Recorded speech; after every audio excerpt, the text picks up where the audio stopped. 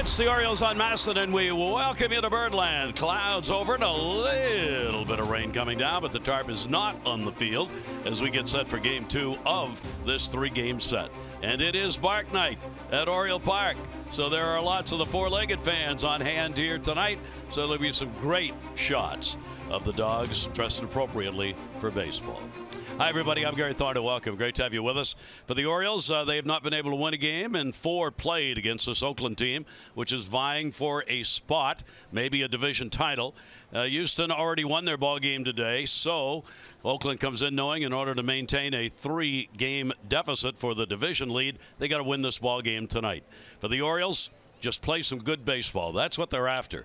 And as you take a look ahead, there is one Oriole who's making a real mark, not only for this year, but for days to come, perhaps, Jonathan Villar. Last night, he continued it. Take a look. He started with a long ball in the ball game last night. This came in the 6th inning. It is home run number 13. 7 of those 13 home runs have come since he joined the Orioles. And another RBI for him. Unfortunately, of late, he's been the only one putting up RBIs. He did it again in the 8th inning. Picked up a single, driving in the Orioles' second run. The only 2 runs they would get in the game. Buck Showalter said, does he fit into the organizational plans? Without a doubt. I mean, he's kind of fits what we're trying to do here right now. He's up to 270. I mean, he's not a guy that they really are going to strongly turn around left and right too much. I mean, history tells you but that kind of runs in cycles. He's shown some flexibility. He's actually a pretty good outfielder, too. And he likes to play. This guy likes to play baseball. He enjoys the competition regardless of where we are. And, you know, I don't think he's one of those guys that you worry about fooling you in the spring or the fall. I think this is what you're going to get. There's going to be some certain aggressive recklessness sometimes people as they get older, but I like the fact that, you know, I've said it many times, we need some of that. We need some of that push the envelope, have the other team worry about you, wonder what you're going to do, where are you, you know, a little unpredictability. Jonathan Villar, Mike Bordick's playing well. Yeah, he sure is. You know, Buck hit it on the head right there when he talked about the unpredictability. And I think Buck's got to look at all these younger players, the new players to the Orioles, and find out what they can and can't do. Well, Jonathan Villar could do a lot of stuff. Defensively, special player. I mean, he can make the great play. Can make the routine play right now, and he can play second base and shortstop. A big need that the Orioles have to fill. Looks like Villar could be that piece. You know what? Another thing, offensively, Buck alluded to the fact switch hitter.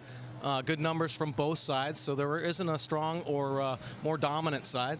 So successful there. But what Buck Showalter, I think, he loves the aggressiveness, but he loves the fact that, okay, next year I'm going to control that aggressiveness. So Buck Showalter can put signs on. He knows he can run. But at times, the timing is not right now for Villar. He's got good speed. He obviously has some instincts that need to be cleaned up a little bit. But this is an athlete that Buck Showalter's looking at and say, wow, we got a switch hitter, the speed. He's got some pop as well. Kid had 62 stolen bases 2 years ago. He led the National League. He also led the National League in caught stealing. So Buck can solve that by saying, listen, you're not running on this one, but you're going on this one. You know, Buck can pick and choose those pitches. Interesting because, as you mentioned, he's had a major league career before. He's getting a second chance. So he comes back with a little chip on his shoulder. Yeah, absolutely. I think a lot of players go through that in their careers, you know, and he's the one that's really taken advantage of this. I think he's at the right age to understand what's going on and really step it up. Well, we're going to see him in the ball game tonight, both short and seconds where he's played. We're hoping Mother Nature will continue to cooperate as the Clouds move out. Lineups in Game 2 coming up.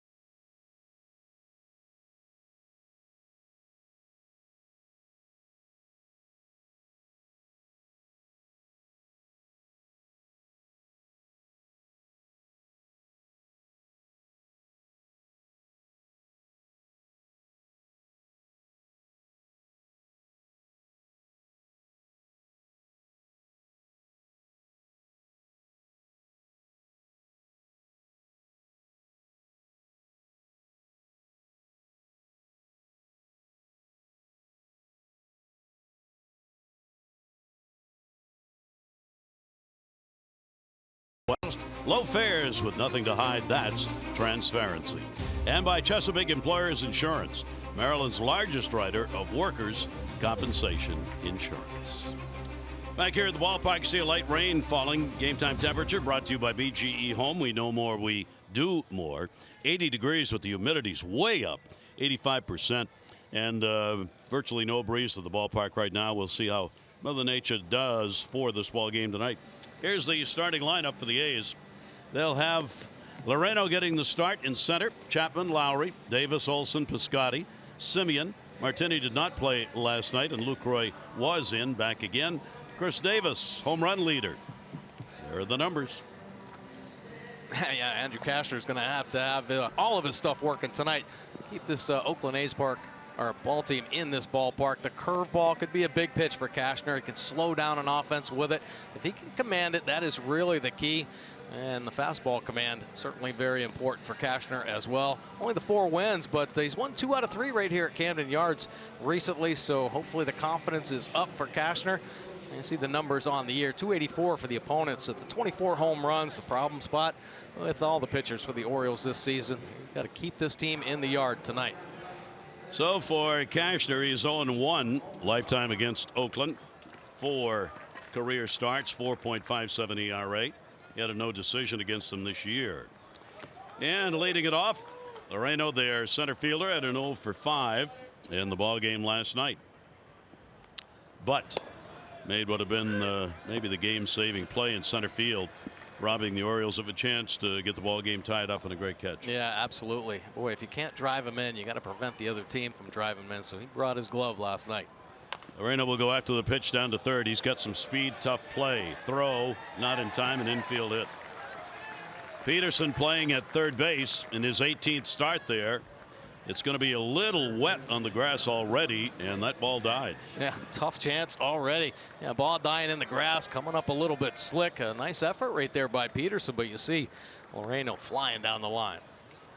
So Loreno, who is in that leadoff spot for the foreseeable future, according to his manager, leads off with an infield single.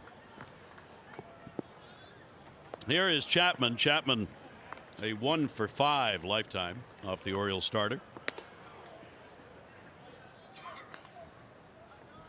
So Kashner's got to work right away. Loreno can run.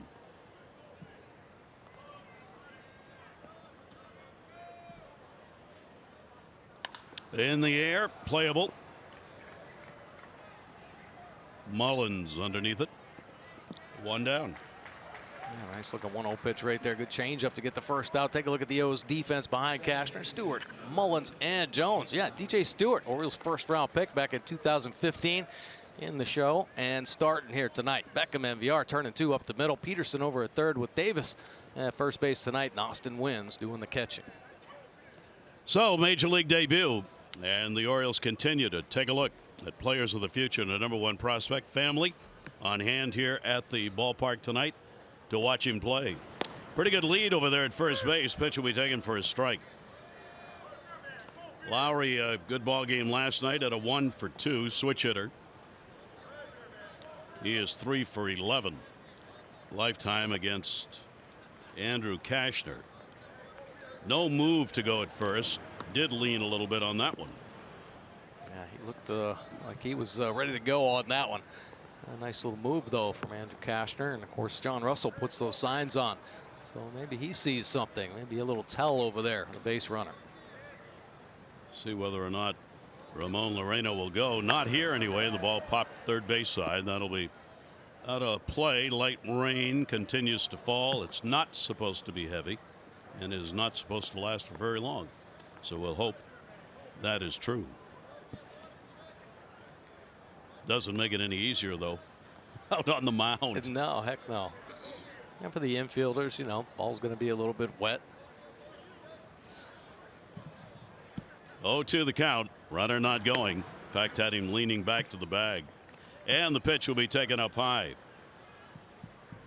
Couple of walks in the ball game last night for Jed Lowry. He's making a habit out of that.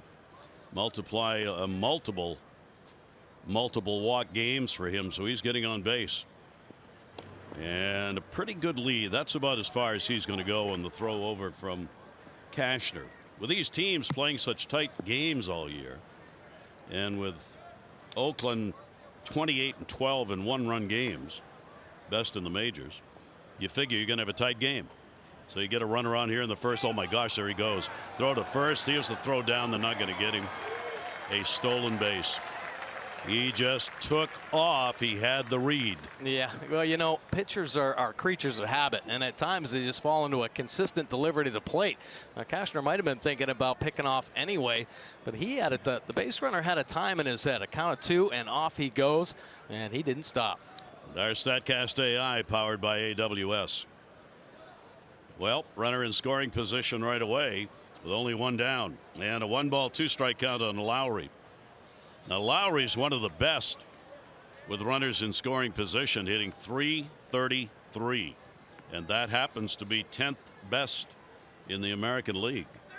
1-2 delivery to him, off speed delivery. That is going to miss up high.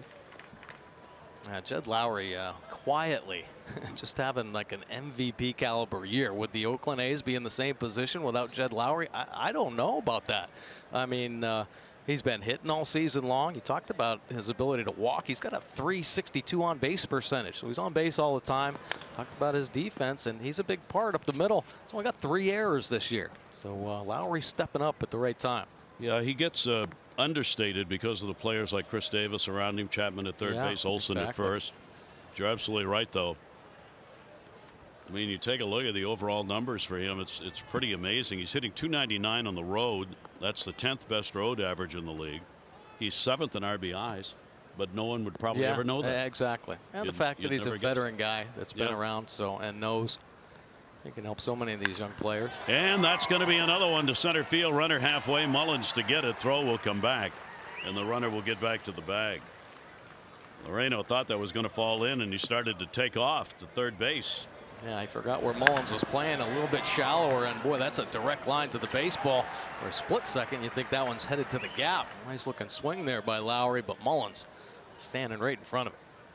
So that'll bring Davis to the plate, as was true in the ball game last night. Davis came up with 2 down, runner on, and it was Lowry.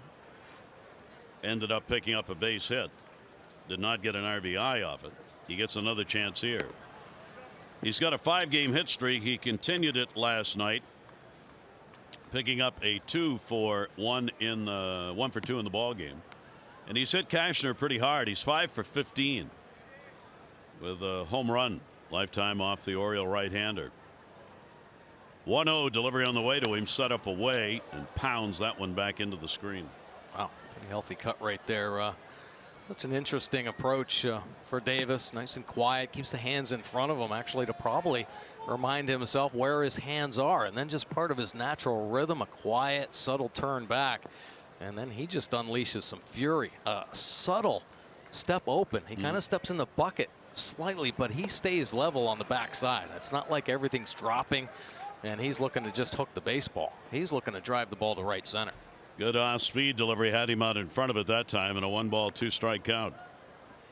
He leads the majors in home runs with 41. RBIs, second only to J.D. Martinez in the majors with 109. Martinez 121. And a little chopper right back to the mound off the end of the bat. Andrew Cashner, good job after a leadoff single. He holds that runner at second base. We'll take a look at the Orioles lineup coming up.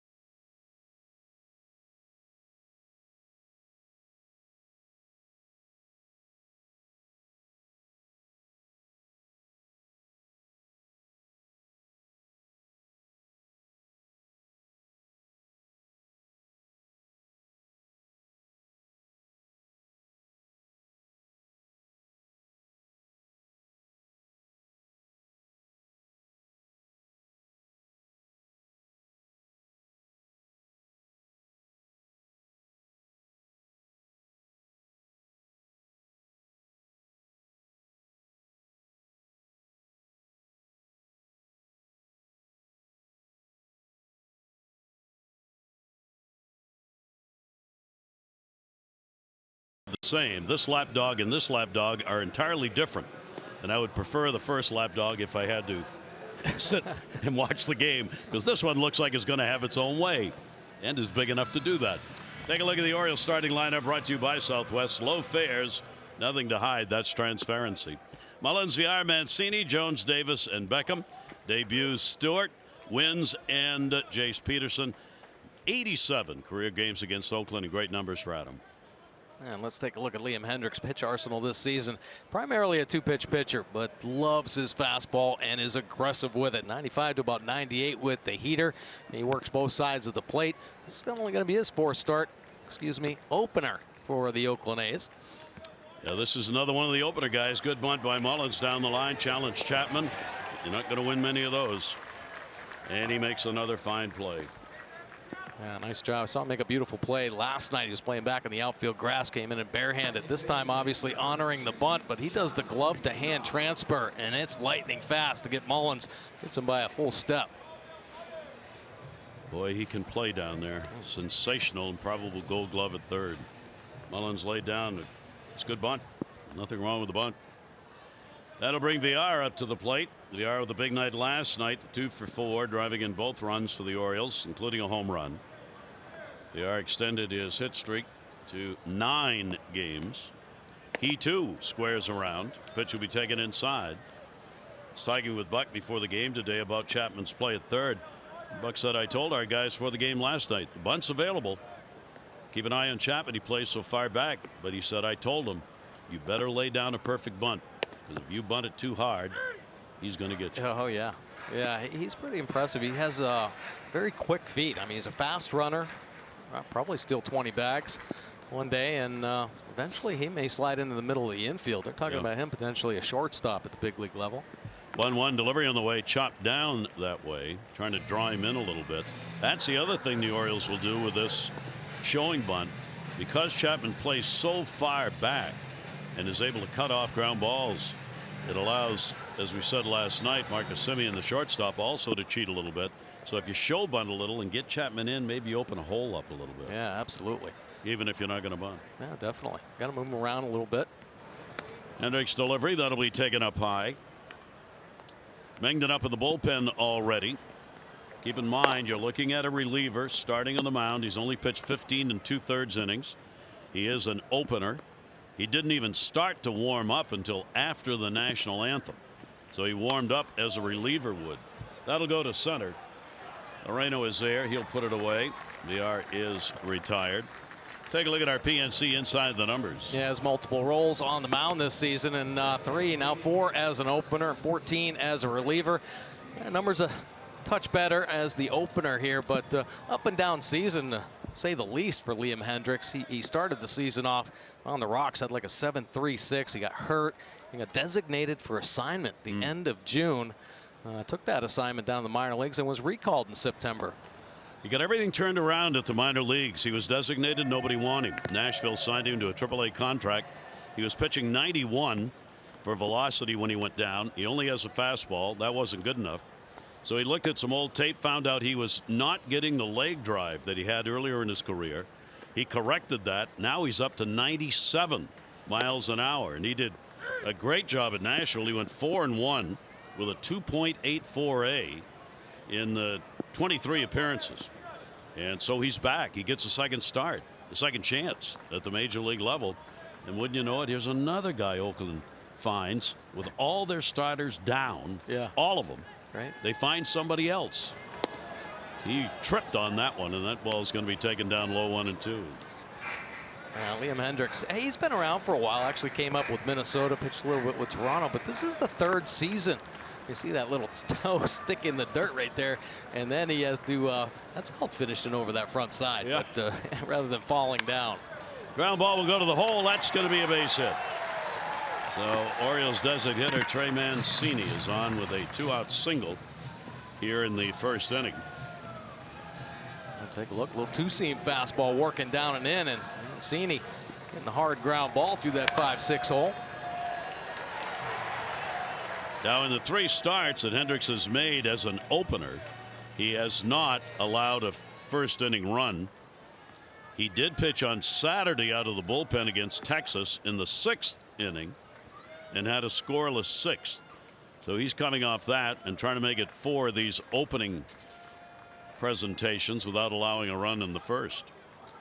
Here's Adam Jones. Adam will put that one up in the air a mile high towards left.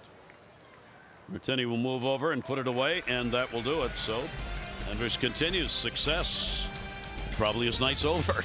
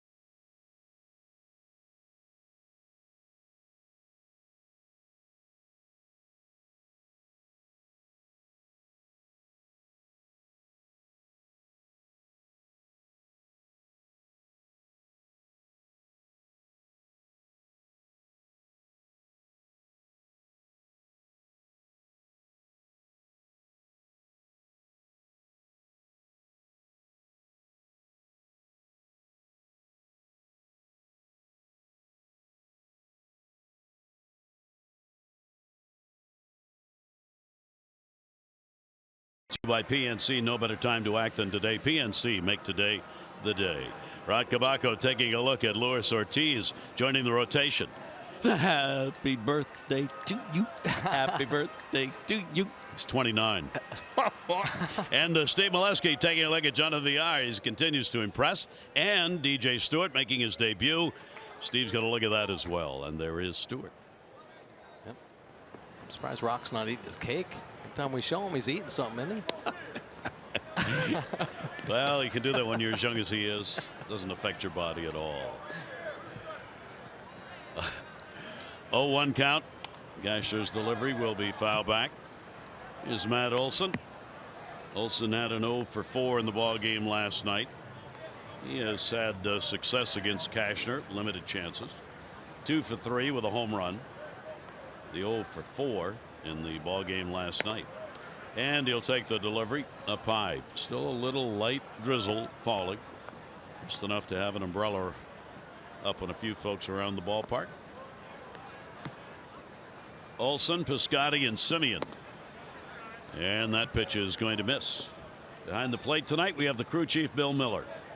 There are very few who pitchers like to have behind the plate more than Bill Miller. So the pitchers generally are going to get the advantage on some of those close calls. We'll see if that holds true with his outstanding career he has had.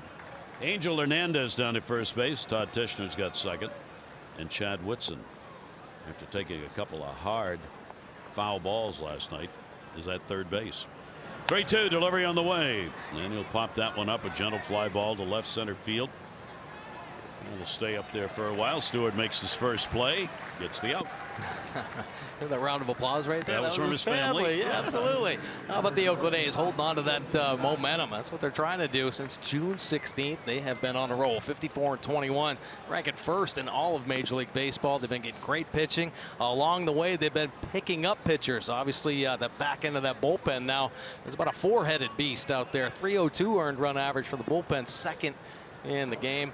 Runs per game. A couple of these hitters heating up. Chapman having an incredible second half of the year. A lot of good things happening right now for the Oakland A's, and it seems like the confidence high. Fiers pitching last night. Another addition now. Listen, their whole rotation just decimated with injury, and they have found a way right now. We talked about here with the opener pitching tonight. That's what the A's have had to go do. Yep. I mean, they'll get a returning starter tomorrow. Brett Anderson is going to be back off the DL. So they'll have one starter back. Good pitch, gets him, and that was quick as he located the ball well, and Cashner gets the strikeout. Piscotty gone. Good fastball right there. Plus the wind's calling for it high. Ends up on that inside corner with a little bit of movement in there. Piscotty can't get in the barrel there. Good pitch from Cashner. It'll bring up Marcus Semien. Semien had the 0 for last night, went 0 for 4. He is 1 for 5 lifetime off Cashner. And Semien will take the pitch at the knees for a strike. Marcus Semien, 3 hits, 17 at bats against the Orioles this year, proving his defensive play tremendously. Pitch will be taken away. We're talking about their defense last night. They're not rated that high in fielding percentage. They're in the bottom 5 actually in the American League, but their errors have not cost them. They have given up 49 unearned runs, which is a kind of number. But when you compare that to the Orioles, who have given up 60 unearned runs this year, you see the difference. And their defense has gotten dramatically better as the season has gone along. Little roller on the wet grass. Beckham will make the throw in a strong inning. So Cashner gets it done in a hurry. The Orioles will have Davis leading it off when we come back.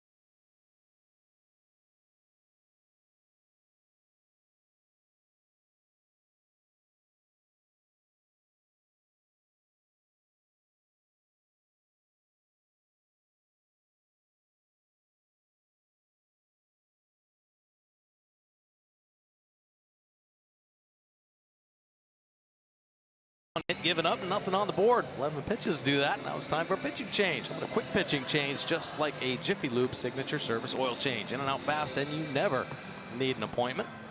Now let's take a look at Daniel Minden.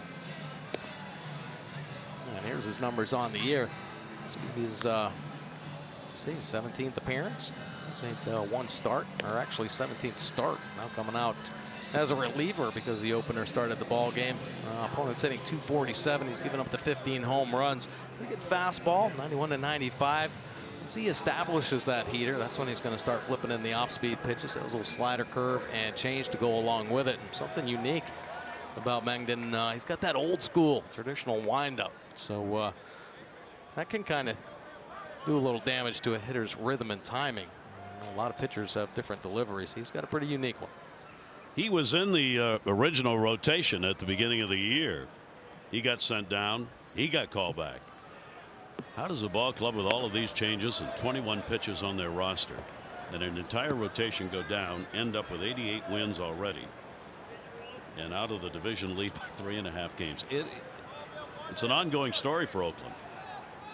0-1 delivery on the way, and the pitch swung out and missed. I was talking to Matt Williams, their third base coach, about it. Matt said, you know, it's fun being with a ball club that nobody thinks going to do anything, and then you have a big year like this. I said, Matt, they do this every year. You guys are always doing this. Yeah. Every year people say, well, Oakland can't do anything, and then the next thing you know, they're in a battle for the division of the wild card of both, as they are now. Mangden recalled from Nashville August 22nd, second stint with the big club. That'll be the shortstop. It's bobbled, but time to recover. Didn't get him. That should be an error. The shift was on, and Semien He's playing on the second base side of the bag and didn't get it. I'm not sure if that was Simeon or Lowry. Actually, Lowry. Oh, Lowry, sorry. Kicking it up, taking it off the body. Good job barehanding. But one thing about Davis, even with his offensive struggles this year, he's always running down the line. And that little extra hustle right there gets him on first base. So it was Lowry, so an E4 will be charged on that. And Davis is on with the error. Tim Beckham did not play in the ball game last night. Nope, Hendricks is gone, so that doesn't count anymore. Did not play in the ball game last night. He's had an 8 for 23, 348 in the month of September, so he is heated back up again. And the Orioles try and get a lead here against this Oakland team that hasn't surrendered much of late. I mean, they've had an offense that's been on fire since the All-Star break, and their ERA 3.29 since the break. It's the lowest in the majors. 0-1 delivery on the way, and the breaking ball taken inside. And much of that is coming from the bullpen. All right. Absolutely. I mean, they've only got 21 arms out there right now, so they can do a lot of mixing and matching. But guys are stepping up for sure. There you see that 276 bullpen. It's after the All-Star break, best in all of Major League Baseball. Amazing number. 1 ball, 1 strike count. Davis on at first base. Langdon's delivery will be fouled off. A breaking ball down and away. Pretty good sinker. When he's on, there'll be some ground balls. And he's looking to get one here to try and pick up a double play if he can. Langdon as a starter for them just couldn't get it done. 6-6, 4.47 and 16 starts. Then went on the DL June 27. A problem with his right foot. Reinstated, option to Nashville, and there began the trips to the big club in Nashville for him.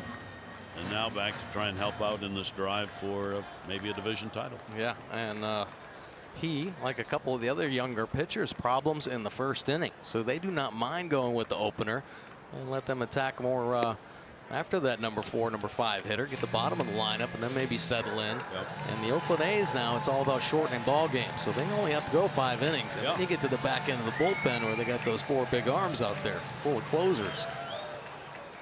I was wondering, looking at all the numbers for this ball club, if Tampa Bay had not started the year with the idea of using openers, would baseball still be doing it?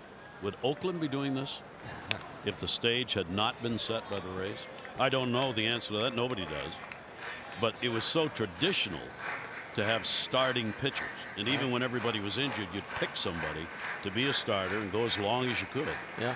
Tampa Bay's changed all that. Yeah, they sure have. And I'll tell you what, the Orioles should really look into that in the offseason. You know, think if it could potentially work, because I know we talked yesterday, just the first inning runs that the Orioles have given up, and it's cost them all year long. They're being outscored, 100-60 this season in the first inning. That'll go down to third. Chapman will go to second for 1. The relay over to first base. Wasn't exactly a quick turn by Lowry, but he still is able to turn the double play. Made sure he got a handle on it. Yeah, sure did. This ball's going to be a little bit slick with the rain coming down the first couple innings. Chapman getting rid of it quickly, creating a little bit of momentum, but the high throw, why Lowry kind of settled down. He made sure he came across and made sure of that out at second base. There you see catch, touch, and then settle yourself and throw a strike. So the fans recognizing the first appearance of Stewart as the Oriole prospect makes his major league debut, and he will take the pitch inside for a ball. So he's the 55th player to appear in a game for the Orioles. That is the most in Orioles history in a year, and he's the 14th to make his major league debut, which ties the record for the Orioles. Pitch taken for his strike. His mom on hand here to watch the game along with other family members. Dad sitting on the side looking at the TV now. Yep, that's you. And the ball put up in the air to shallow right. Lowry going back, and it'll be hauled in. DJ Stewart has it ended on the pop out, and they won. Well, 3 batters faced in the inning.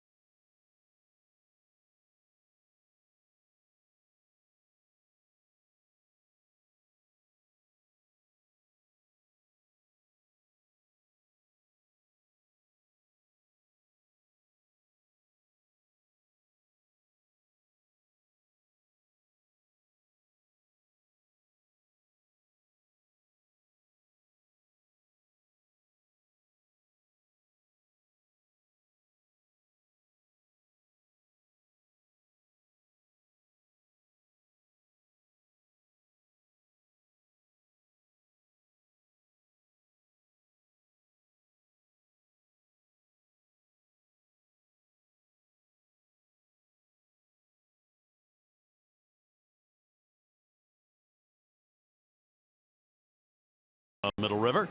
Carmelo, you've already won 500 to being selected, 500 more for every Orioles home run hit during the ball game tonight. And good luck to you, Carmelo. Pastime sounds like she should be a first-line center for the Czech national team. Pastime.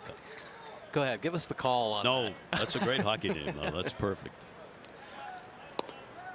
And the pitch will be taken for a strike. Martini getting the start in left field, did not play in the ball game last night. I think Martini had another one of the players. He's moved around with this ball club. He gets a base hit into left field. So their second hit and the second time in 3 innings that they have had the leadoff man on base. Pretty good swing right there, staying on top. Take a look at Andrew Kashner by month this season. And of course, first couple months he had some struggles. That 507 earned run average settled down in June and July. It's gone back up, but you got to pay attention to the bottom lines right here, the slugging and the on base percentage. And the reason being because the command not there on both ends here. So he's bookending with bad command. His walk rate up through June, and then all of a sudden June and July he found his command with everything, started dealing. The home runs were down as his command goes and the walks go up, so go the power numbers. The home runs go up as well. He's making more mistakes on the plate, so it all comes down to command with Kashner. Lucroy at the plate will take the pitch down low for a ball. Kashner comes in with the 8th most walks among American League pitchers and the 5th most hits among American League pitchers. 1-0 delivery on the way. That one fought off on the fist and out of play. Lucroy had an 0 for last night, went 0 for 3. He has faced Kashner before, 3 for 9 against him for the veteran catcher. Taking a look at third base coach Matt Williams with Martini on at first base and nobody out. Kashner's had a little problem getting leadoff batters out, 65%, a little low. Like it to be higher than that. You get that leadoff man on, your chances of scoring in an inning go up to about 70%. It's a big difference when that leadoff man gets on base. Sure does. There are so many of those type of numbers in the game of baseball. Scoring first, your odds of winning going way up. That number right there, getting that leadoff runner on with no outs, that hurts. First pitch strikes. It's amazing how it holds true across the board. Yeah. Every team. And for the history of baseball, you can go back and look at that. And that's one of those things that matters. That's going to be a base hit into center. He got one he could drive right there, stopping at second base, Martini. So Lucroy is on with a single and 2 on with nobody out here in the 3rd inning. A couple hard hit singles right there, and Lucroy, a base hit that'll be a base hit in any ballpark. He gets a down fastball. He stays on it. Good head position and staying hard through the box. Oh, a scoring opportunity again for Oakland, picking up their 3rd hit. They were 3 for 7 with runners in scoring position in the ball game last night. Larino will have the 3rd baseman Peterson playing in. They look for a bunt. Larino will take the pitch outside for a ball. Well, let's see what Ramon has in store here. He takes a look down at 3rd, see whether or not the bunt sign might be given to him.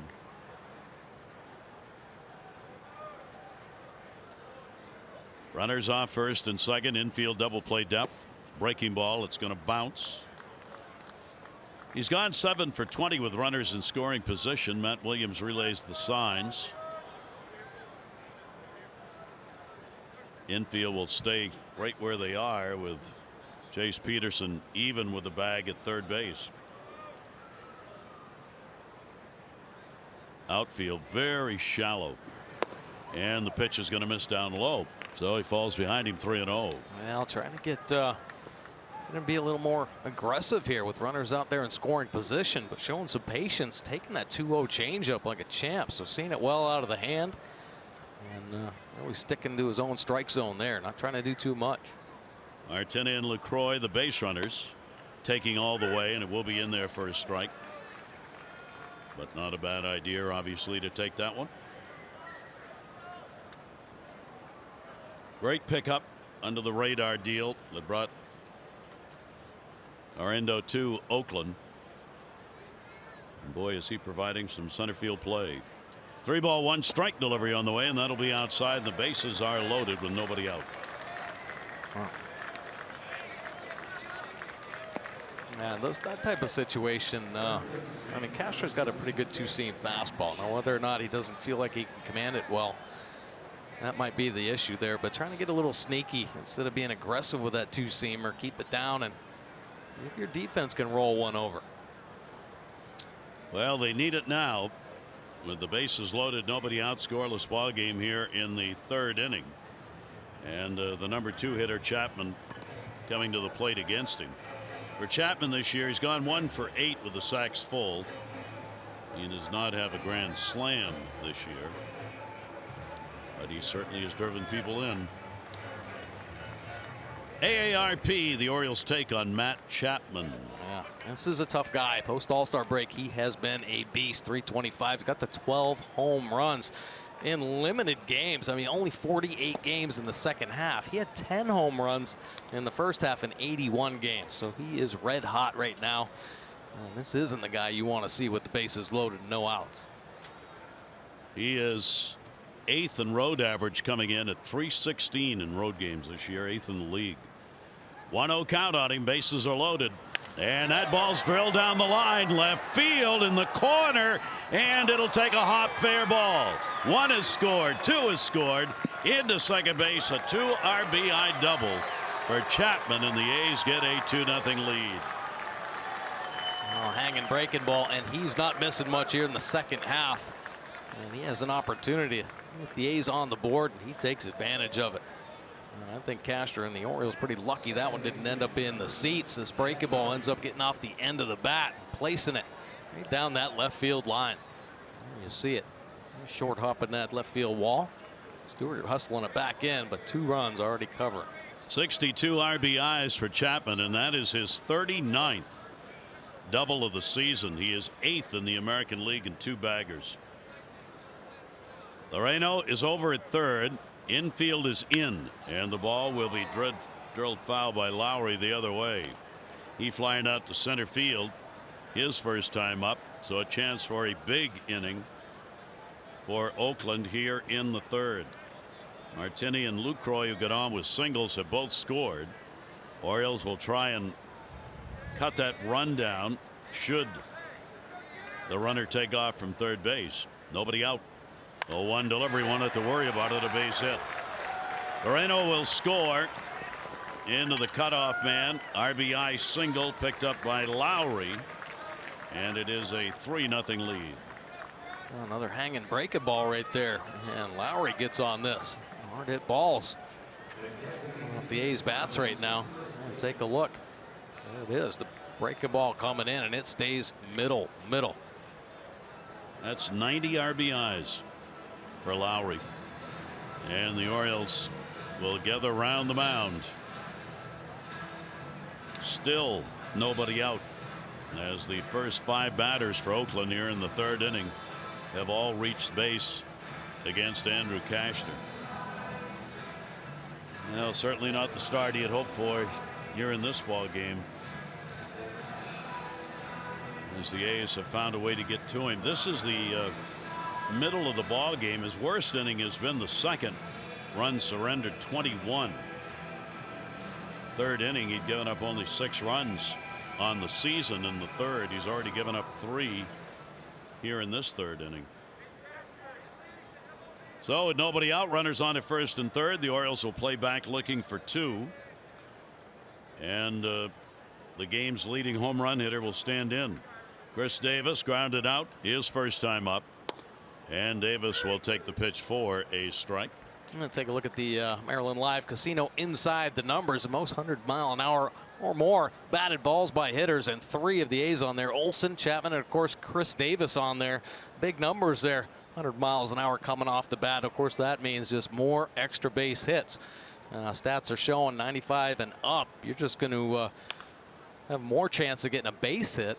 And then you start talking about the launch angle, and then you're going to get more extra base hits. And of course, Davis leading the way with the 41 home runs. How about Chapman? 66, now 67 extra base hits. These guys are mashing this year. Yep, 109 RBIs. We said second most, not just in the league, but in the majors, behind just J.D. Martinez. And he's done a number on the Orioles this year with a low average. He's driven in 7 runs, going 4 for 18. And the breaking ball taken down low, and a 1-ball 2-strike count from Cashner. Against Cashner, he's had 5 hits, 16 at bats, including a home run. And Cashner already with a very long 3rd inning. 1-ball 2-strike count. And for Buck Showalter, obviously a worried look, especially with nobody out. Cashner desperately needing that ground ball to get a double play. 1-2 delivery on the way. Not going to get it. That'll fall in for a base hit right center field. Chapman will score. Lowry goes to 3rd. So they're playing tic-tac here in the 3rd inning. Davis gets the RBI, number 110, and a 4-0 lead. Man, 5 hits now and a walk in this inning, and no outs on the board. The Oakland A's in the conga line right here. Take a look at Chris Davis, an elevated breaking ball again. Austin Wynn setting up down and away, and this one's middle up. Coming off hot. So the Orioles will need to get their bullpen going. Again, runners on at 1st and 3rd. Still nobody out. 6 up and 6 on base. Now Matt Olson, and he'll foul that one back and out of play. Olson flied out to left field, first time up in the ball game. Oakland had a streak broken last night where they'd won 4 in a row and scored 7 or more runs in all 4 games. They've got a 5-game win streak now, but they only scored 3 last night. But that was enough to win it 3-2. And the pitch taken outside. 1-ball 1-strike count from Cashner. Now this first third situation, if the Oakland A's wanted to get aggressive, the Orioles have had some problems in this situation. Just defending it. Yep. A couple steals of home down in Tampa in the last series. Saw Cody Carroll getting up in the bullpen. The outing that Cashner had against Oakland in Oakland this year was a tough one. He gave up 4 runs, 6 hits in just 4 2/3 innings. Threw 114 pitches in that game, which is still the most that he has thrown in a ball game this year, and Oakland's doing it to him again here in this game. Well, Lowry at 3rd, Davis on at 1st. Yeah, Oakland showing that patience. We've already talked to some of these guys have very high on base percentages, so swinging at strikes, taking balls. Olson drives it to left field. Stewart going back, and goodbye home run. A 3-run homer for Matt Olson, and a 7-0 Oakland lead. Number 26 for their first baseman. RBI 70, 71, and 72. Another hard hit ball. Another ball jumping off the bat over 100 miles an hour for the A's. This one had that launch angle. Some serious elevation. Take a look here. Ooh, hanging fastball down the middle of the plate. Chapman not missing. Or Olson not missing that one. So a very big inning. 7 runs have scored without an out being recorded, and Cashner is just getting tattooed. Bullpen wasn't ready. Piscotty gets a hit. He's got a 13-game hit streak now, and he is the 8th batter to come up here in the inning. Well, you think it can't get worse. Man, anything on the plate they're covering right now. And that'll be it for the Orioles starter. So he's only going to go 2+ innings in the ball game. He'll be charged with the 7 runs on the board, and he'll be responsible for the base runner on at 1st. And for Andrew Cashner, not his night.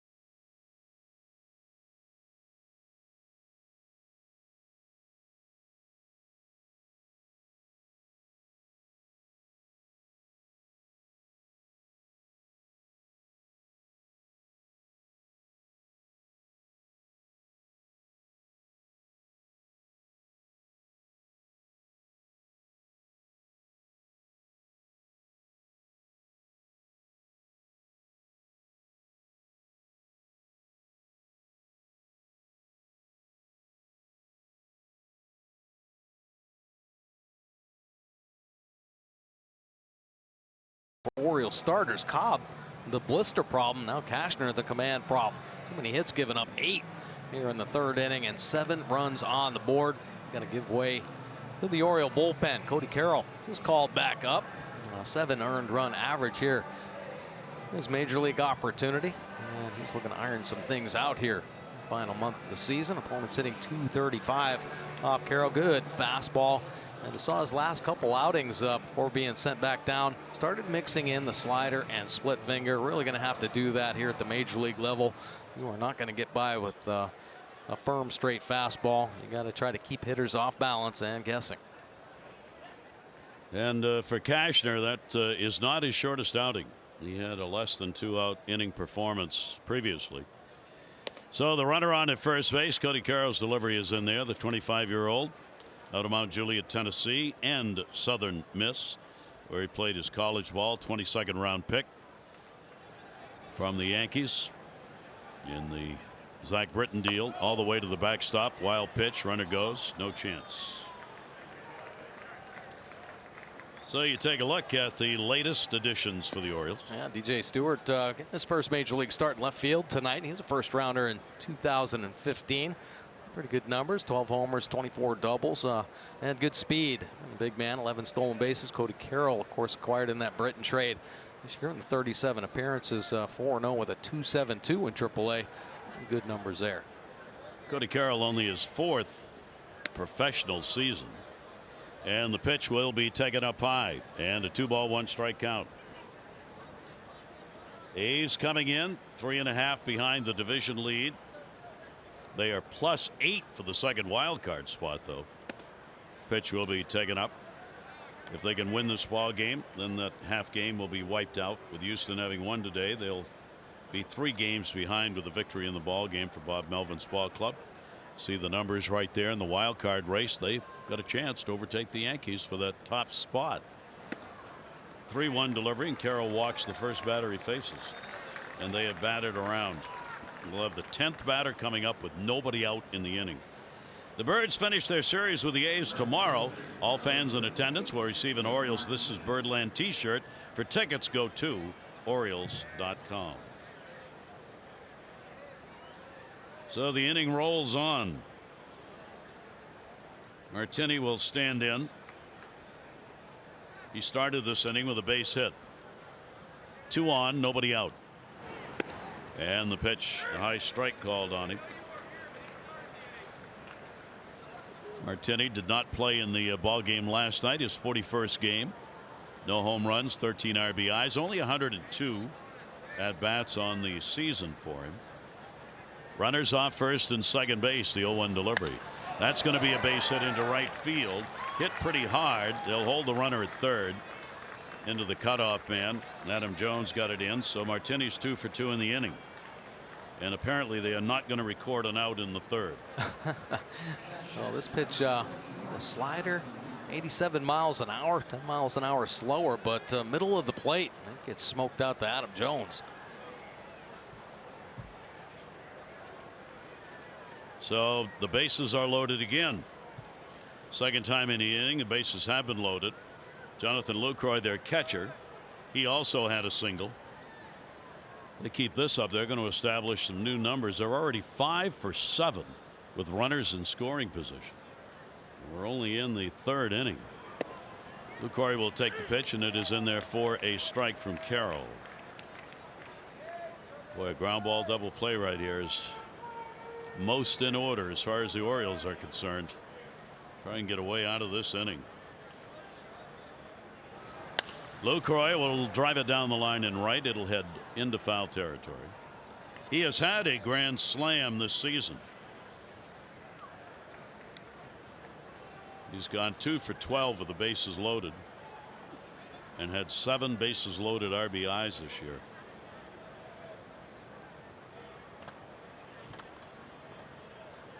And Cashner can only watch the Orioles starter. Still responsible for the runner at third. 0-2 delivery up the middle. That'll be a base hit. That will score Piscotty. Simeon will come around, and it'll be a 2 RBI single. LaCroix's 2 for 2 in the inning and 2 RBIs, and it is a 9-2 5-0 lead. Wow, a lot of these type of pitches right there, hanging in the middle of the plate. They're giving him a good look. One with 2 strikes, picking up a knock and a couple RBI there. Martini stopped at second base. This has a chance to be the worst inning the Orioles have suffered through this year. Carroll still with nobody out, and back to the top of the order. Moreno stands in, runners on at first and second. Already 10 hits on the board for the A's. So now in 5 of their last 6 ball games, this ball club has scored 7 runs or more. 1-0 count, and the pitch will be up. Rode in a little bit, not that close, but he was looking for a pitch away. Well, this Oakland A's team kind of feeling it in the last few months. And every aspect. I know we showed their pitching numbers. They've been very good since it's about the end of June, middle of June. Strike on the outside corner from Carroll. But offensively, they're going to go. They potentially could go down as one of the best home run hitting teams in Oakland A's history. Yeah, absolutely. I mean, they've got 200 now. That home run that was hit here in this inning by Olson is their 200th home run. Popped it up. Infield fly rule is in effect. The Bronx cheer goes up from the fans for an out finally recorded. So the runners stay where they are. For Cashner, he ends up, his final line is going to be 8 runs, all earned on 8 hits. He had 1 walk, 1 strikeout, and surrendered 1 home run. Another of the Orioles starters with that bugaboo of home runs. 25 surrendered on the year. 1 down, first and second base, and here's Chapman. Chapman will take the fastball, and it is in there for a strike. 96 miles an hour from Cody Carroll. Well, Cody, a good fastball right now. It's staying belting a little higher. It'd be nice if you drive it down around the knees a little more consistently. Breaking ball. Gonna miss outside. Wins putting the stop on it.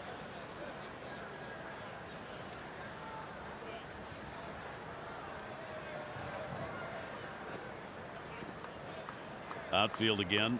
Mullins, especially in center, has moved in a few steps. That pitch should be there for a strike, and it is. So Carroll gets ahead of him. 1 ball, 2 strikes. 1 down, 2 on. 8 runs in here in the 3rd inning. 13th batter to come up in the inning, and the pitch will be taken down low, and the count will go to 2-2. Good block right there by Austin Wynns, and well executed. He called for that breaking ball, and he wanted it in the dirt. Carroll does it.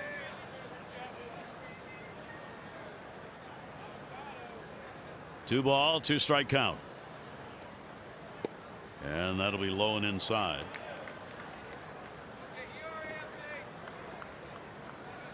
This will be the 3rd time this year the Orioles have allowed 9 runs in an inning.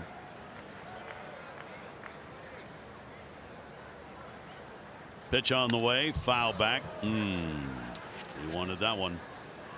And the count goes to 3-2, and now the work of trying to figure out how to get through this ball game pitching wise, with a short outing by Cashner, 2+ innings, and as Mike said, Cobb just 2 last night. Wright, Ramirez, Scott, and Givens all worked in the ball game last night. 3-2 delivery. That'll be a base hit into center field. Martini will make the turn. Throw will come into the shortstop cutoff man. Chapman's got an RBI, so he's got a 3 RBI inning, as he had a double his first time up in the inning. Gil Martin up in the bullpen for the Orioles.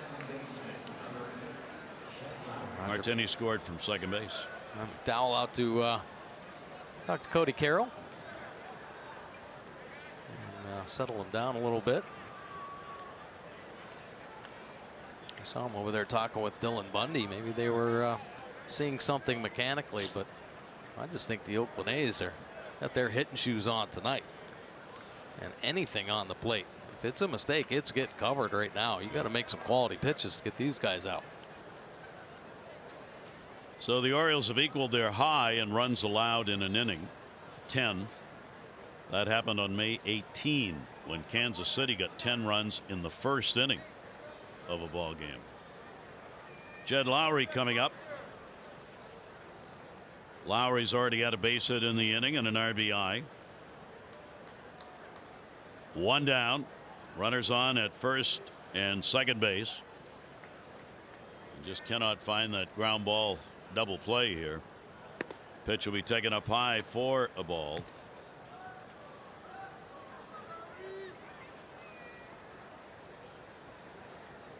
Martini has already scored twice in this inning.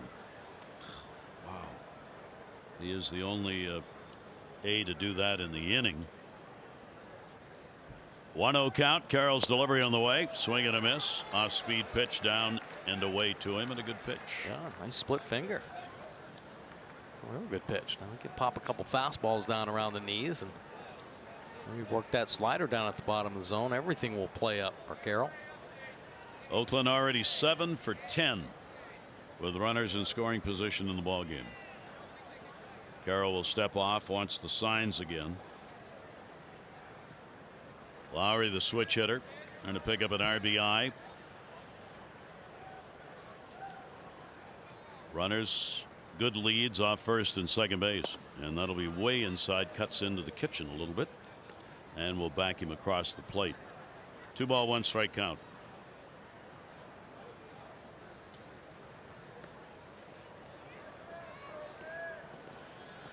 Combining pitches thrown by Cashner and Carroll. We're about to see number 50 thrown in the inning. 2-ball, 1-strike count. And of course the problem that takes its toll on the defense. They're out there kind of getting on their heels a little bit. 2-1 delivery on the way. Ground ball will stay foul outside of first base. So the at bat stays alive on a 2-ball, 2-strike count. And Cody Carroll try and find a way to get an out here. Went all the way through the lineup, +2 before an out was recorded. 11 batters had reached safely in the inning before the first out pop-up by Loreno, their leadoff batter. 2-2 delivery on the way, and that'll be fouled off as well. Good breaking ball there, though. Finishing down and in.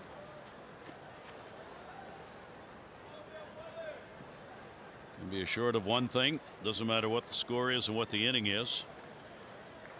If they've got a chance to pile up more runs and get hits, that's exactly what they're going to do. They like to feed off this, as any ball player does.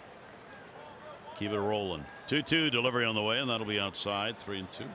Yeah, you think everybody in that A's dugout saying, okay, let's get greedy, right? Yeah. And they just keep going. I mean, this stuff doesn't happen too often. Obviously the A's having an exceptional year, and they've had some big innings, but when the hits come like this and the whole team seeing the ball well, and everybody's contributing, they just come together, and this is going to keep on running. 3-2 delivery will be put in the air to left field. Stewart will mosey in underneath that one, and the runners will stay where they are. And there are 2 down. Go to masson.me, enter to submit today's word of the day, expert, for a chance to win a Buck Showalter signed jersey and bat. Brought to you by Johns Hopkins Orthopedic. When you have a setback, they set you up for a comeback. So 2 away, and that'll bring Davis up. Oh my. Already a single and an RBI, 1 for 2 in the ball game. Davis has a 6-game hit streak going. You go after the first pitch into foul territory, first base side, and it will be out of play.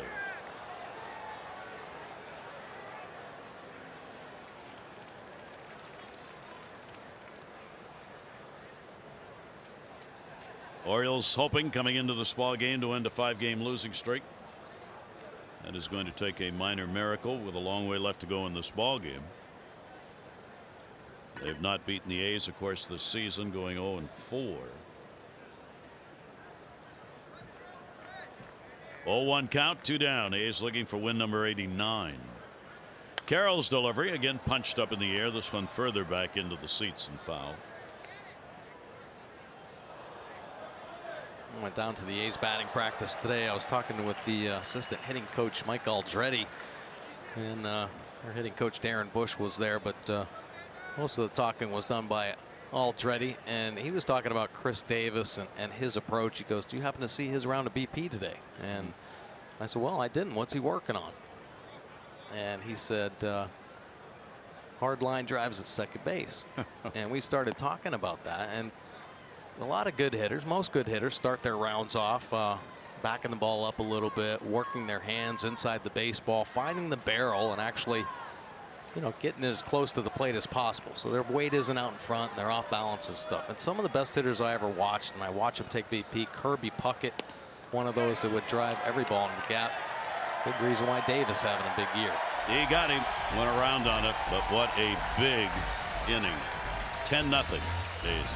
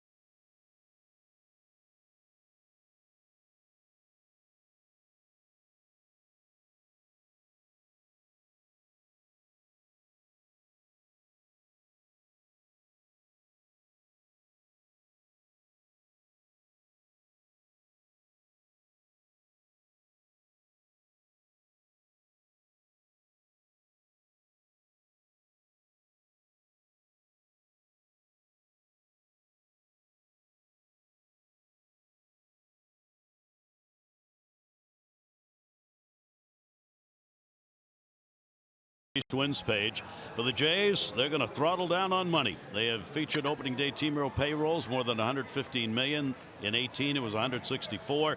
Their president Mark Shapiro emphatically spoke about going young. The best guesses internally were 2021 to be competitive, and only when the time is right will the Jays reach for the expensive help again. That from the Toronto Star. Dogs are going, what's going on here? Right. We heard of dog days, but this is ridiculous. That was the longest inning I ever went through. I think cute. It's Bark night at Oriole Park tonight. And the pitch taken by Wins for a strike. Talking about the Blue Jays cutting their payroll and going with that youth movement. The Orioles in that very similar situation right now, and I think a lot of teams that can't compete with, say, the Yankees, the Red Sox, Dodgers, payrolls kind of have to take that philosophy. Now, it wasn't too long ago. Obviously, the Blue Jays and the Orioles, kind of dominant teams in the American League East as far as making appearances every other year into the postseason. And the Blue Jays had their share of young players coming in, and then they invested in some veteran guys. Well, their veteran guys got a little bit older. Now they're going to retool. Well, Orioles much the same right there. And the process is get some young guys up. Now, the Orioles obviously a boatload of young guys, and we're getting a good look at a lot of them right now. And there's going to be some evaluating, picking and choosing. A lot of the faces we won't see next year. But when the young guys start to come together, then you start adding those veteran pieces, the ones that can get these young guys over the hump, help carry them along, like a LaCroix or a Jed Lowry, those type of players that do things the right way. Good examples on the field. That's how Buck Showalter did it when he came over back in 2011. Yeah, that's the clearly that's what Major League Baseball teams are doing now. in the air, right center field. It'll be handled by Piscotty. He's got it. Wins is retired, and there's one down here in the third inning. Orioles White Sox, they're going to go at it here at Oriole Park this weekend on Saturday. First 35,000 fans 15 and over receive an Orioles lightweight hoodie. For tickets, go to Orioles.com. There was a time not long ago, at least we can see the moon tonight, which is a good sign now that the rain has stopped, where teams tried to compete by going out and spending a lot of money on high-priced players and work from that end rather than the other way around. Clearly, with the free agency situation last year where so many high-priced free agents sat and were not contacted for contracts, that has changed. And Mike's absolutely right, boy. That's the way clubs are going to build now. They're going to try and build from within, and then if they got what they think's a competitive group, then try and fill with some star players. Yeah, I mean, the Astros did that. They went through that 5-year rebuild, but they lost for so many years. They were able to draft and draft and draft. Well, the Orioles and other teams that want to compete, that's really what it comes down to. Are you drafting the right kind of players? Are you getting the players that, you know, you fit into your philosophy? You know, those type of makeup guys, whether it be through statistics or just general makeup. Is a guy just an overall baseball player? Is he versatile, like a Jonathan VR, switch hitter, speed, that kind of stuff? Fouled away. They are in with a 9-game hit streak. 0 for 1 in the ball game tonight. He'll be looking to extend that. Gil Martin's about ready to come into the ball game. Peterson, 2-ball, 2-strike count. Jace getting the start at third base tonight off the fist. Squibber that will stay in foul territory. So Hendricks started it out, the opener, working just 1 inning, giving up 1 hit, and then talk about the lucky bird coming out of the bullpen. Daniel Mangden, while he pitches an inning and sits on the bench and watches his team score 10 runs. Oh, good. Yeah. This is really good. 10 runs and 11 hits. 2-2 delivery on the way, and the pitch will be taken up high. Did not play in the ball game last night. 2 for 13 against Oakland this year for Jace Peterson. 18th time that he has played at third this year. One of the more unusual windups you're watching on the mound. Right. 3-2 delivery, and that will be up for ball 4. Yeah, absolutely. Old school windup. Step back. There it is. Head down. Step back. Hands over the head. Turn. I mean, that's classic, and not too many hitters are used to seeing that anymore, so throw them off a little bit. Timing, timing, timing. If it'll help throw your timing off, that's what he wants to do. Yeah, for sure. Peterson gets the walk. Cedric Mullins tried to bunt his way on his first time up. Chapman able to deny him, but it does get Chapman to move in much closer, even with the bag now at third. And the pitch will be in there for a strike. Mullins at 0 for 3 in the ball game last night. Infield set, double play depth, quick throw on that big step turn over the first base. The Orioles try and steal a base here. We'll have a real story for you. Yeah. That's why Peterson looked back up at the scoreboard. What are you trying to pick me off for? Did I miss something here? Pitch taken and a 1-ball, 1-strike count.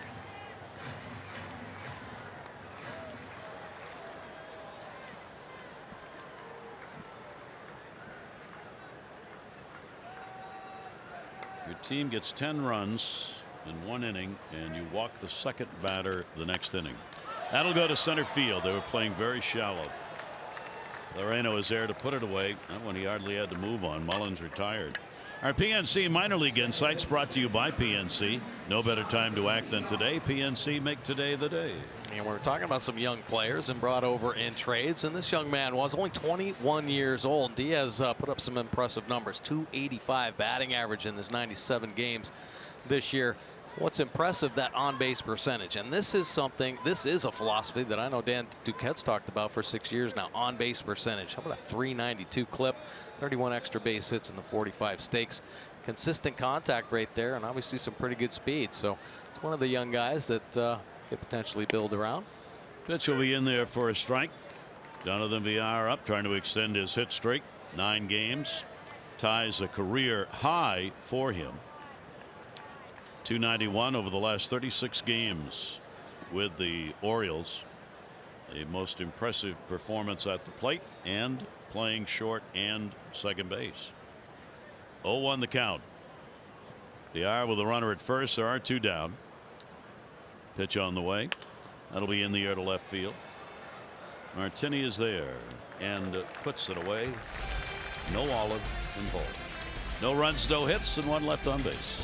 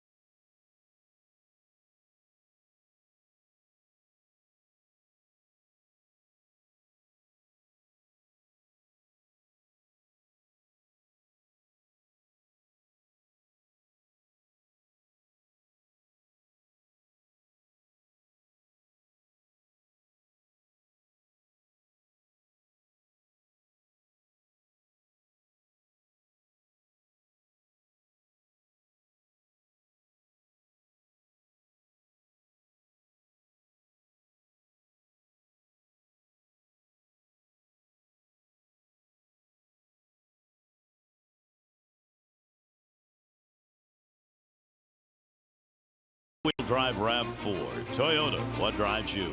Visit buyatoyota.com for great deals. Gary Thorne, Mike Bordick with you. 10-zip Oakland. Bark of the Park night here at Oriole Park at Camden Yards. Man's best friend. All kinds of them on hand here tonight. They even get a selfie. Oh. Little girl's going, what about me? What about me? Why'd we get that dog? What about anyway? me? I'm in the family. Kids sitting in the chair and the dog. I love it. Oh, my. Oh, Sean Gilmartin now into the ballgame. This will be his ninth appearance for the Orioles. 4.73 earned run average. Man, he's going to mix and match. Nothing overpowering, but definitely good at keeping hitters off balance. And just wondering what's coming next. And the pitch will be taken for a strike. Matt Olson. Olson, the home run, third inning, 26th of the year, 3 RBIs. And he will foul that one back.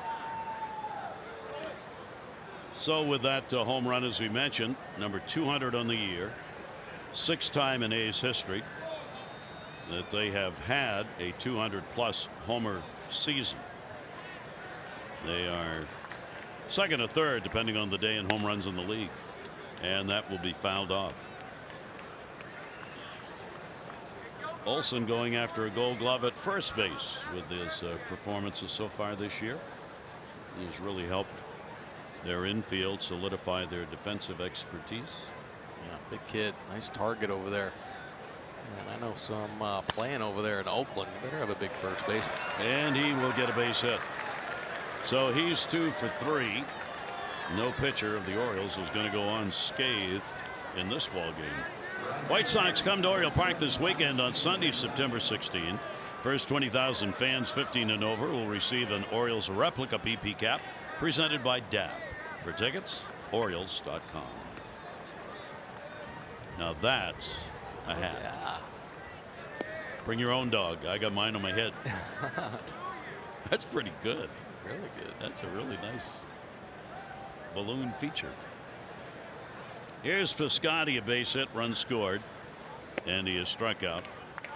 Piscotty adding to his hit streak, which is now at 13, and has raised that average up to 230. And a breaking ball, which is swung on and missed. Piscotty up from that 230 number that he had early on in the season. He has had one of the great turnaround years. 232 on June 1.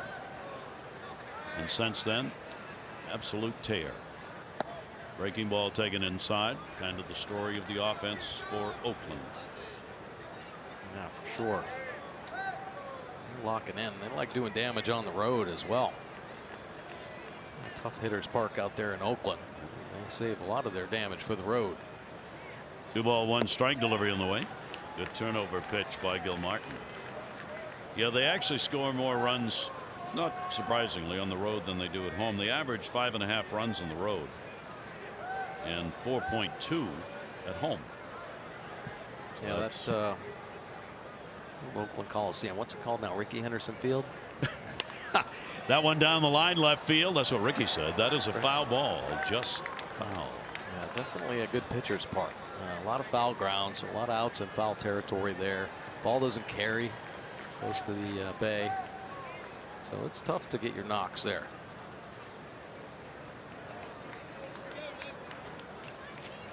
That'll bring him back with a runner going back to first base.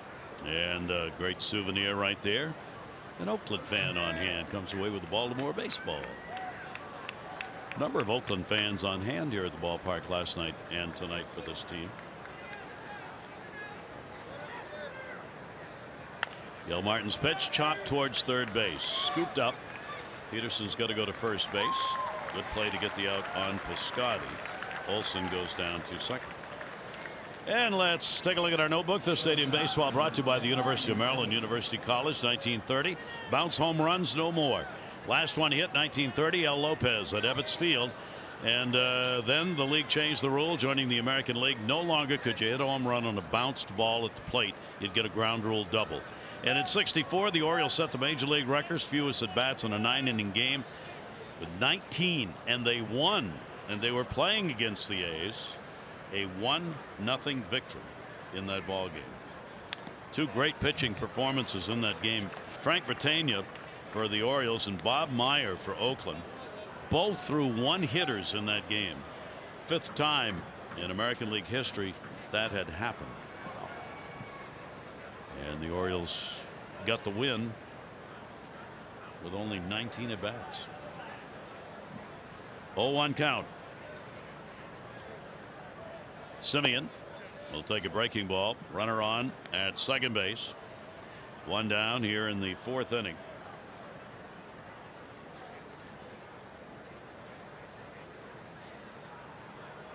I kind of like that rule of being able to hit a home run on a pitch that's bounced to the plate and you hit it. Why not? Why not? 1-1 delivery on the way.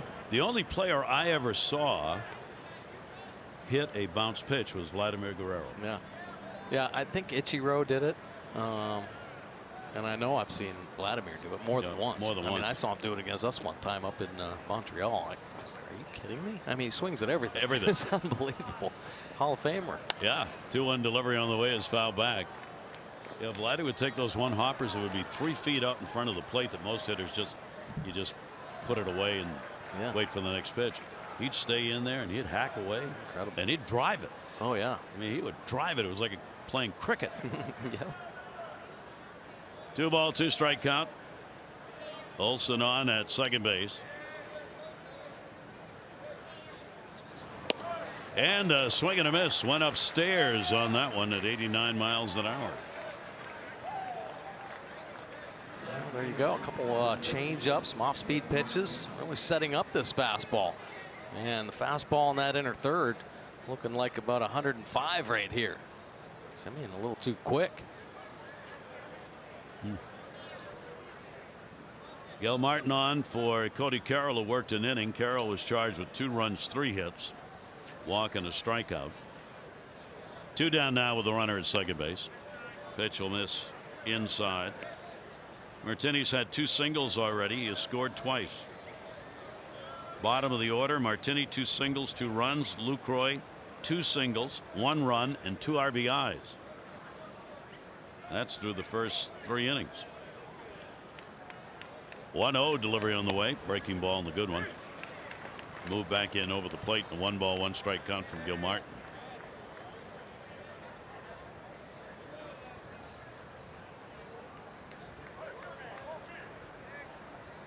1-1 with 2 down.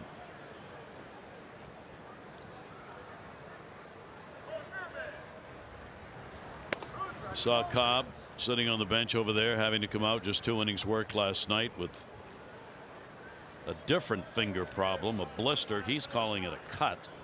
It's been called a blister. It's been called a cut. It's bleeding middle finger this time, pitching hand, as opposed to the index finger that had blistered on him before. And not quite sure how he's going to be used the rest of the way. Yeah, I would really be surprised. You know, I mean, they gave him, what, 7 days in between starts. Thought it had healed up, and it did. Lasted a couple innings. And it was interesting. I had a talk with Alex Cobb today, and he was talking about the cut as well. And I know this year we've talked about the baseballs being a little bit harder, balls jumping out of here, and he kind of alluded to that. He said, I think it's the seams are so tight that there's really no give. So when they yank down on a curveball or pull that split finger through, it's cutting the finger more than causing that abrasion to give it a blister, and that's what's happened to Cobb. Amazing. It would be 2 different fingers now. Usually you get that going on that index finger. Yeah. Most pitchers, they've had that before, but now it's both the index and the middle finger. And the trainers have done a great job working with him. He said they can't do any more than what they've done trying to fix that problem. And it just doesn't stay healed when he gets out there on the mound. So the walk will put a runner on. First and second now, Lucroy. And the pitch will be taken for a strike. Jonathan Lucroy gets another chance for an RBI. Olson on at second base. Martini on at first. Martini's been on all 3 times to the plate in the first 4 innings. 0-1 delivery on the way. Went down and golfs that one over into his own dugout at the far end. 0-2. Yeah, the big hook right there. And I think LaCroix, that first strike being called, kind of looked a little sideways, thinking, okay, the plate's getting expanded a little bit. So he ends up expanding down on a knee to get that breaking ball. So Gil Martin will get ahead of him. 0-2 with 2 away.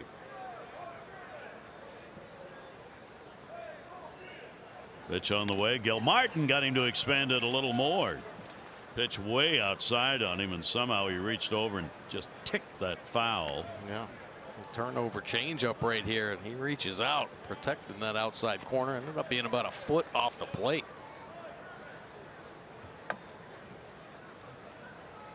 Oh, 2 the count with 2 away.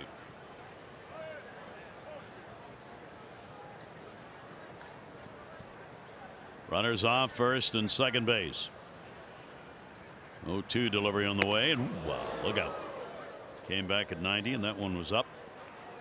And a 1-ball 2-strike count. I mean, that's where you want to go. You know, he's looking for another pitch outside, thinking you want him to chase again, so you get him leaning. Yeah, definitely. Whoa. A little brush back, and now he probably get back out there, turn a little change up over.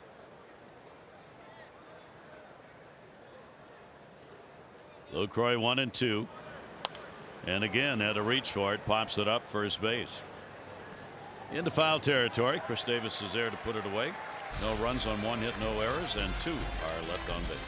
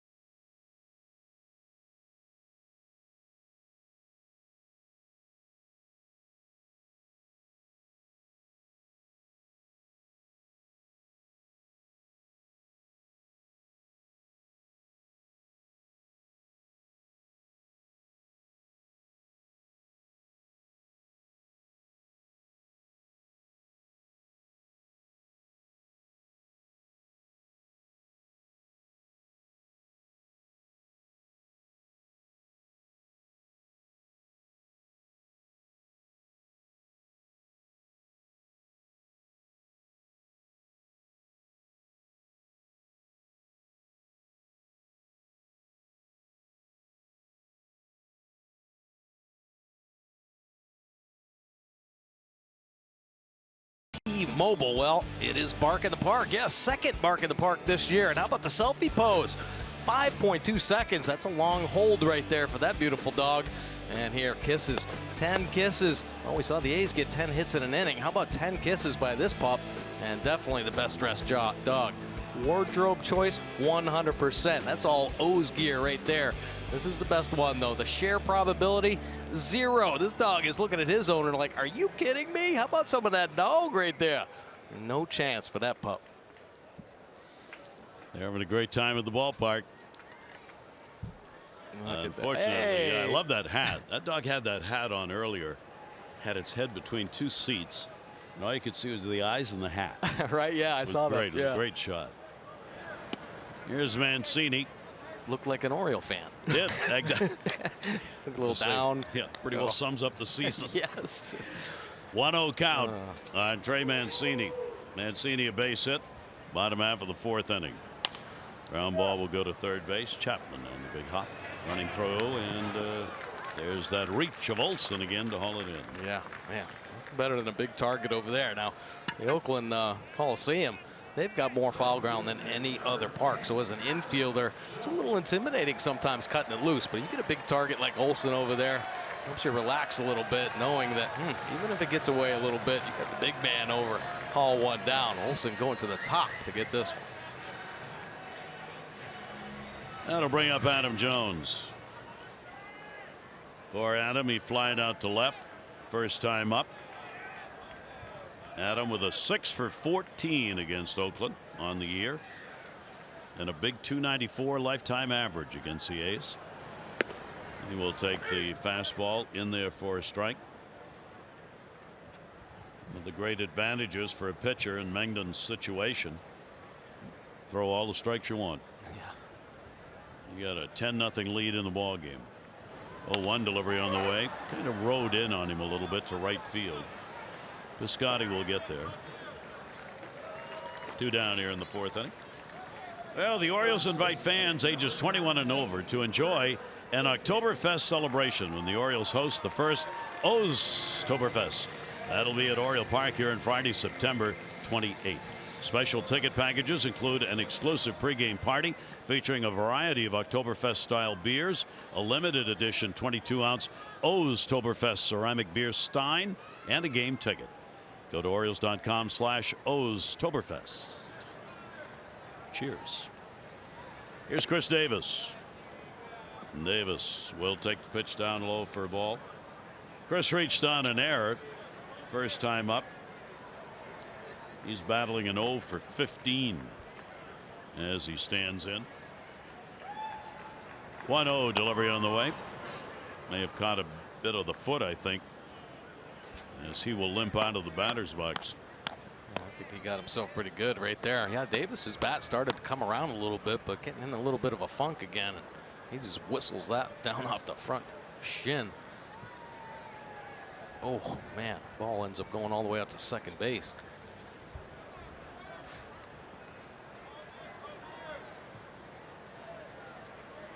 One ball, one strike count. In the air, left field, hit hard, going back, warning track and room, and hauled in. Martini is there. It only took 7 pitches. Orioles retired. A's on top.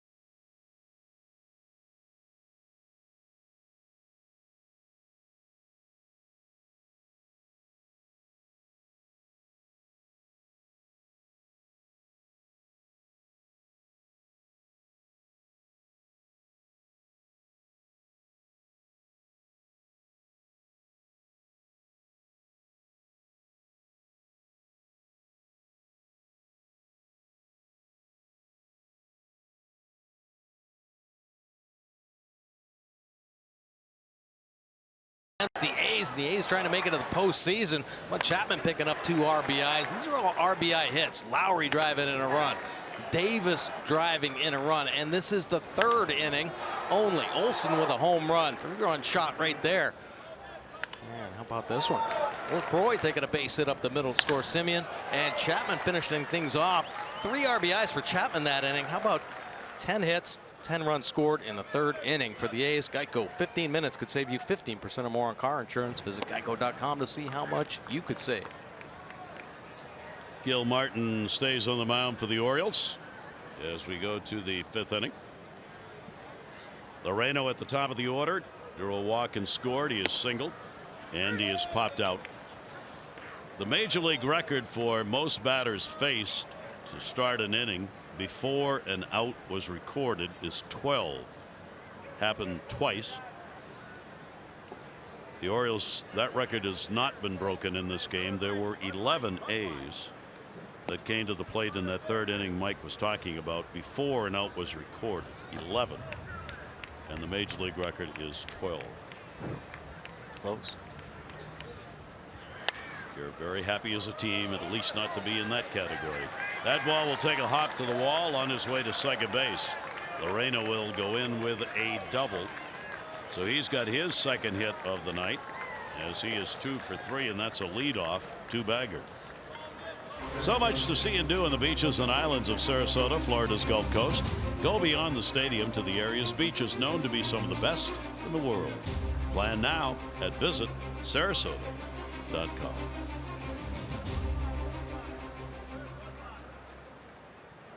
13 hits in the first 4+ innings for the A's. Here's Chapman, who's got 2 of them, base hit and a double, and he is flied out. Already has 3 RBIs in the ball game, and he will take the pitch away. Chapman pumping the average up here, and that's what these players want to do here in this ball game. If the hits are going to be there, as we said, let them come. Yeah, we talked yesterday. The A's, when they play teams that are under 500, that's when they do a lot of damage. They don't look back. I think their winning percentage up over 750, around 750, 740 against teams under 500. And 12 of their last 18 games are against teams under 500. So they're in pretty good shape in their run. Down to 3rd. That's foul by just that much.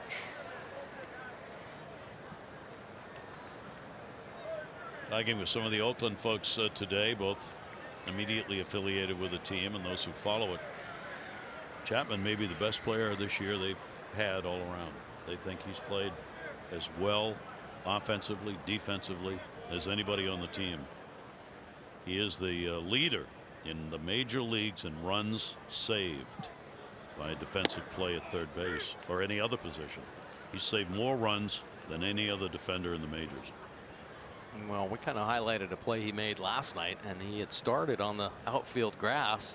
A little chopper by Nunez that never made it to the dirt, and he ended up making the play. He almost ran as far as Nunez did to first base. He went 87 feet to make the play. Matt Williams, when I was talking to Matt before the game, Matt said we went back and looked at that because we couldn't believe it ourselves. Matt's the 3rd base coach. And he cited those numbers. He said, we looked at StatCast. Yeah. Couldn't believe it. Right. He covered as much ground as the runner did. Yeah. And beat the runner, who was a good runner. Yeah. Yeah. That was amazing. 3-ball, 2-strike delivery on the way. Ground ball into the glove. Hold the runner. Gil Martin will make the throw over to first base. Well, we've looked at their D here. Yeah. And last night we were taking out Semien at short. Now this is the first play of the ball game, and notice how he gets himself ready, gets into his legs a little bit, and that's a good pre-pitch position. Gets his feet active.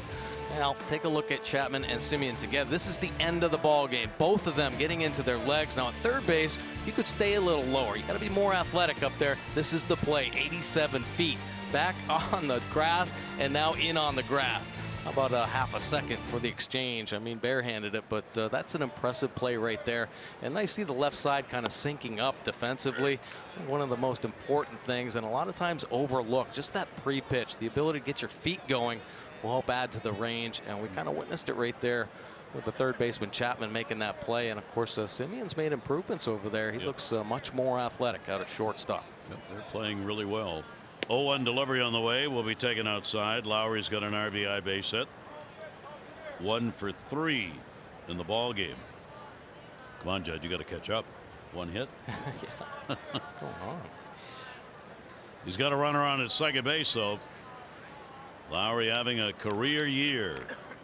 Set up down and away. Gil Martin's delivery is there and out of the strike zone.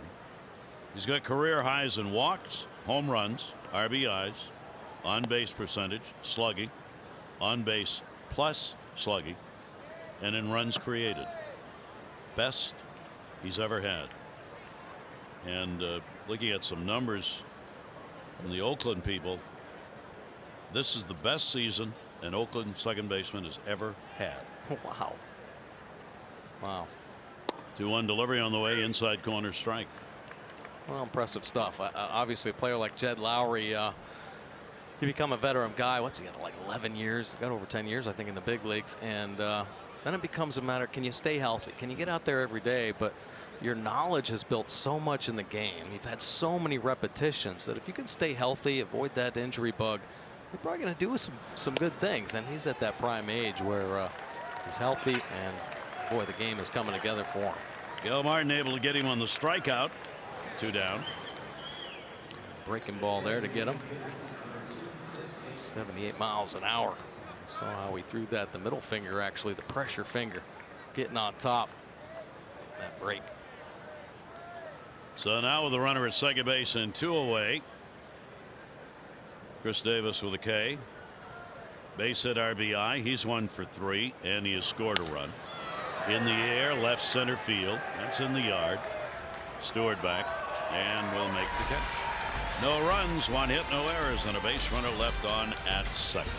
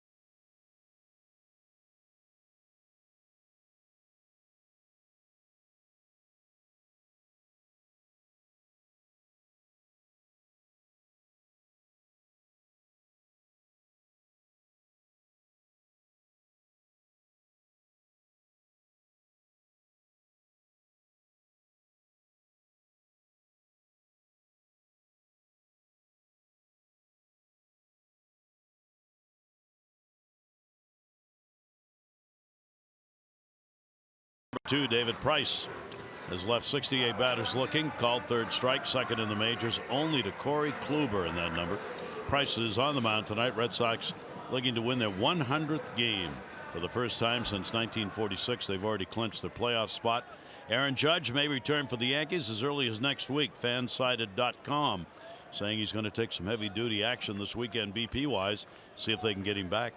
Yankees holding down that #1 spot in the wild card, being chased by this Oakland team, only 2 games behind. And as we said, the advantage there is home field for the wild card game, of course. Want to guess who's in charge there? Oh my, Marmaduke. Particularly like the bow tie, though. Yes. Yeah. Tim Beckham, 0-1 delivery on the way. Because of tie-breaking rules, in order for Oakland to get home field advantage for a wild card game, and yes, they are fighting for the division as well, they have got to overtake the Yankees, because if they tie the Yankees have the advantage in the tiebreaker. 0-2 pitch. And a swing and a miss out in front of it. Boy, nice breaking ball there. Good finish. Staying in the middle of the plate, but where it ends up, my goodness. Pitcher ends up catching it on the ground, and the strike box showing that it went through the zone as a strike. Beautiful finish on that breaking ball. So that'll bring Stewart to the plate in his major league debut.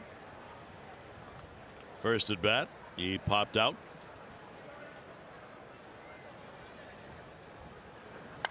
Hit hard, first base, great stop made by Olson. Pitcher covers, and he's denied his first major league hit.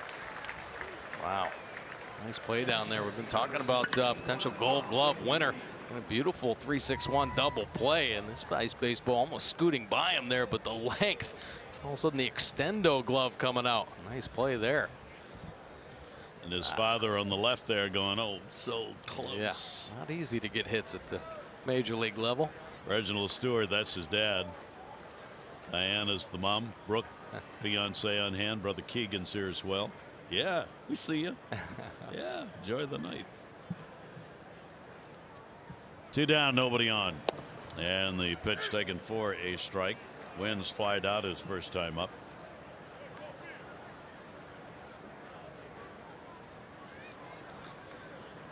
Oh, 1-2 down. Orioles have 1 hit. Trey Mancini got a single in the first inning off the opener, Liam Hendricks.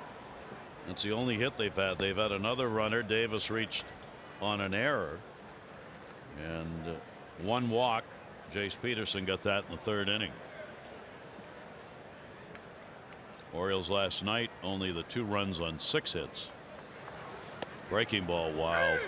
That'll tie you up, jelly leg and all on that one. That's the 2nd consecutive innings retiring the side in order in just 7 pitches.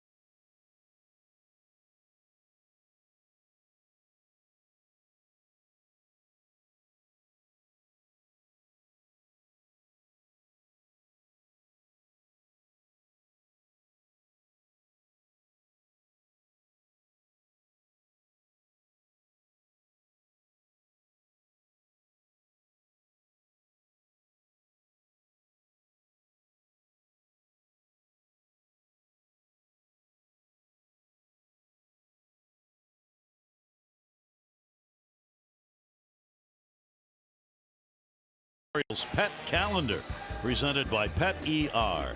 It's now on sale at Orioles.com/Pet Calendar. Proceeds benefits Barks, the Baltimore Animal Rescue and Care Shelter. Each year this calendar sells out, so grab your copy now. You can get it at Orioles.com/Pet Calendar. Nice night to have the Pet Calendar on sale, because this is tonight when it's, oh my gosh. Yeah. Oh, it is Bark night at the yard. The dogs on hand. DJ Stewart goes from left to right. John Andreoli will come on to play in left. Adam Jones out of the lineup. 0-1 count. Gil Martin's delivery will miss inside. Matt Olson. Big night for Olson. Home run number 26, 3 RBIs. He has had 2 hits in 3 at-bats in the ball game. Olson doing some damage to the Orioles this year. He's had a couple of home runs and 5 runs batted in. in the 5 games these two teams have played. Meisinger's up in the bullpen for the Orioles. Andrew Kashner touched up for the 8 runs on 8 hits and 2+ innings. Ball put up in the air. The shift was on. It'll be in foul territory. Davis will put it away. Orioles baseball on MASN is brought to you by PNC. Make today the day. By Antwerpen. Get in the game this season with a new Toyota from Antwerpen Toyota. And by American Standard. Find your local independent American Standard heating and air dealer at MidAtlanticComfort.com. Chance to have a nice little chalk drawing done with your favorite dog. That's a great feature. That's nice. That'll go towards center, and Mullins has plenty of time to move over and get it. Piscotty is retired. 2 down here in the 6th inning. Martin's starting to heat him up a little bit, mixing up all the pitches. Of course, a blowout game. We're seeing some early swings. That'll bring Marcus Semien to the plate. He has scored after drawing a walk, has grounded out and struck out. He's the only starter without a hit. And Semien will take the pitch for his strike. Defense moving around a little bit as VR moves behind second base. 250 off lefties, 278 off right-handers for their shortstop Marcus Semien. 0-1 delivery on the way, and a breaking ball. He chops foul, and an 0-2 count.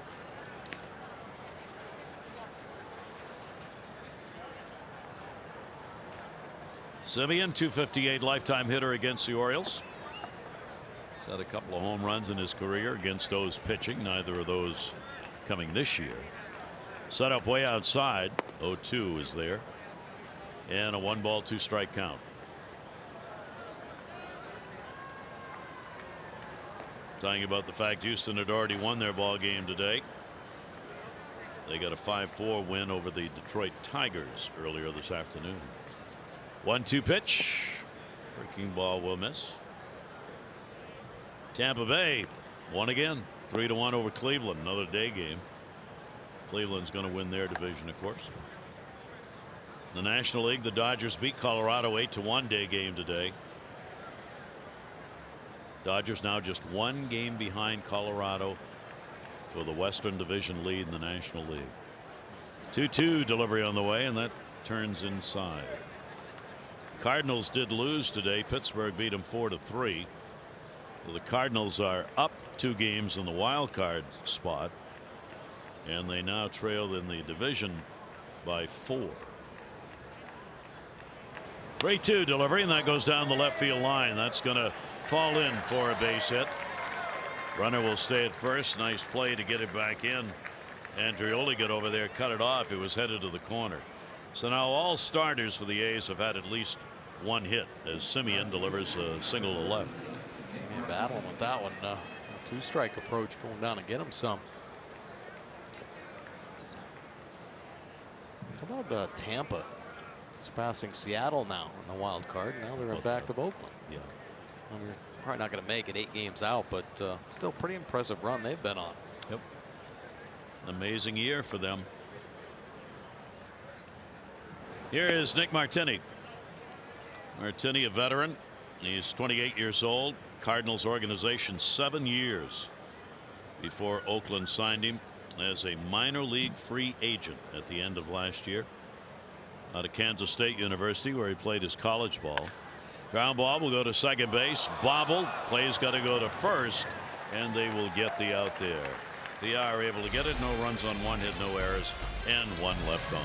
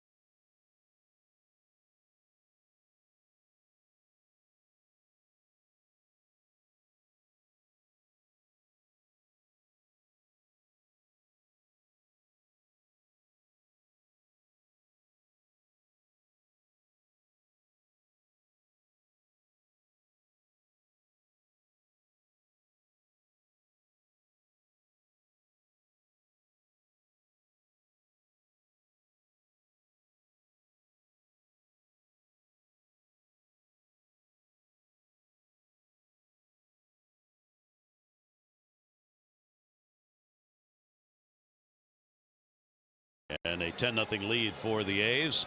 And tomorrow, for all fans in attendance, going to receive This Is Birdland T-shirt for all fans tomorrow. Yeah, great shirt. Wrap up this series. What a tough game. I mean, it's bad enough for the Orioles the way the losses have piled up, but this thing is a disaster. Yeah, tough. Obviously, the Oakland A's in a different category right now. They're looking to the postseason, so there's a little different mindset in the clubhouse. I think the Orioles, I'm not going to say they're going through the motion, but when two teams take the field, one team goes out there to play baseball, another team plays to win. Yep. And the Oakland A's playing to win and try to make it to the postseason. Peterson is thrown out. You've always made the point, which I couldn't agree with more, the obligation for all players, every team all the time is come out and play professionally as best you can. But human nature, after you have an inning like that third inning, it's like, will somebody take me home? Oh, absolutely. I mean, it just. Absolutely. But you know what? This is the type of game, and I've said this before too, you get these blowout games. This is when a lot of the character shows up. Are some of these young guys for the Orioles, are they going to be diving around in 8th and 9th inning to make plays and let Buck Showalter know that, you know, when you play a ball game, you play for 9 innings, you know, even though there's a big blowout inning. So that's something that the manager and coaches will be looking at, because you can tell a lot about these type, and you really do have to be a pro and go about things the right way, even in these toughest of games. And the players got to remember that, because there's more on the line than just the result of this game. Oh, absolutely. Especially for these younger players. Oh, man, this is career stuff for some of these guys. Yep. 0-2 delivery on the way. And a 1-ball, 2-strike count. What a job's being done by, I mean, Mengel coming on with this huge lead. Throwing strikes, ball will be tagged foul and out of play. For Daniel Mengden, the longest outing he has had this season came against the Yankees. Sorry. He went 4 2/3 innings, giving up 1 hit, had 3 strikeouts in that ball game, and he's putting on that kind of performance again. Down to first base, it'll be handled by Olson. Mullins is retired, and there are 2 down here in the 6th inning. Well, you can enhance your next game day experience with the MLB Ballpark app.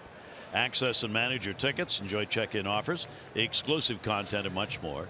Download the MLB Ballpark app today. Doug has been keeping score of the game. Scorebook's down there to the right, but really involved in this game.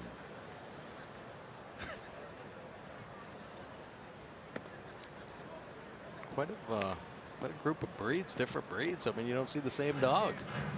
My goodness. No, we're not. We're not moving the dogs around the ballpark for different shots. Oh, 1-0 delivery on the way. VR will foul it off. Where were we? We were just somewhere where they had bark at the park night. I don't even know where we were. It was another ballpark. They had 500 dogs wherever it was. Wow. At the ballpark that night. If I could remember where it was last week, I'd tell you where it was, but I haven't got a clue. Seattle, 1-ball, 1-strike count. And the pitch on the way, and VR vying for another long ball.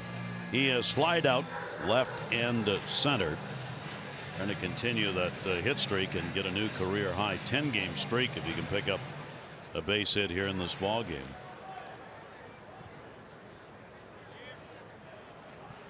4 2/3 innings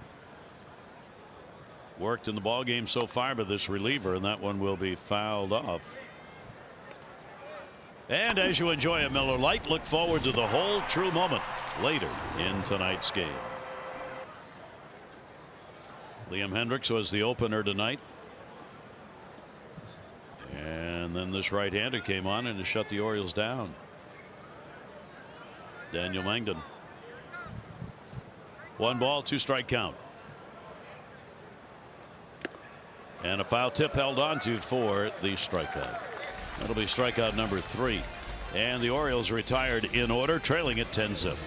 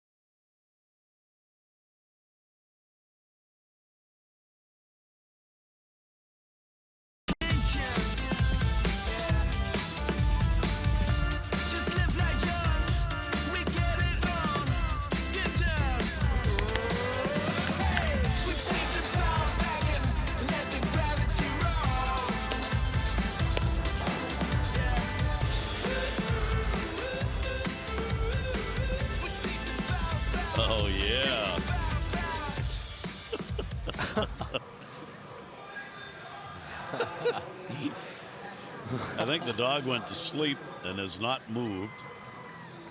Boy, but that's the best. I love that.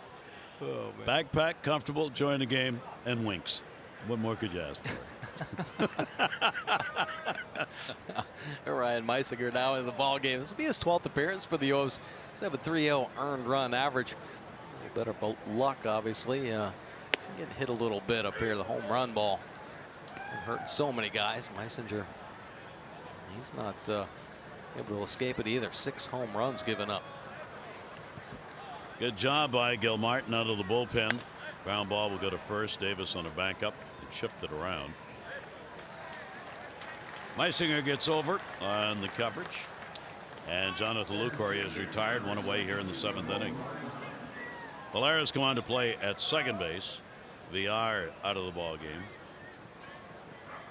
All up in the bullpen as they got great work out of their reliever Daniel Mengden, longest outing of the year, and successfully so. He did not give up a hit.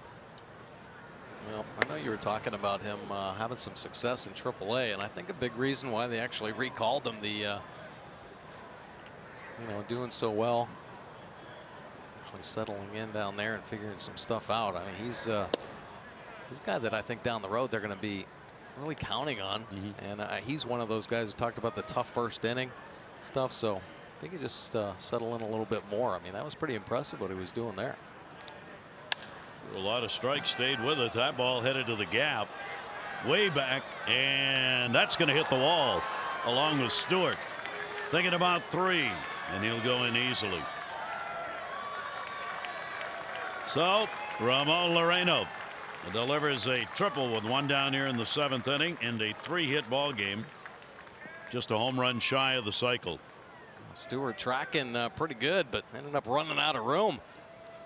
Ball kicking off the wall and back. I mean, good speed right there, standing on third base. We'll get a pinch hitter for Chapman as Pinder will come on to pinch hit. Runner on at third base. That is the first career triple for Laureano, and the infield will be moved in with only 1 away, and Chad Pinder on as the pinch hitter. Pinder had an 0 for 3, the opener in the ball game last night, and takes a wild cut on a pitch away from Meisinger, and the count goes to 0-2. Slider pretty good if he can start it on that outer third and work it off the plate. A couple good ones. 15 hits now for the A's. Breaking ball that he would not go after. And Pinder with a 1-ball 2-strike count.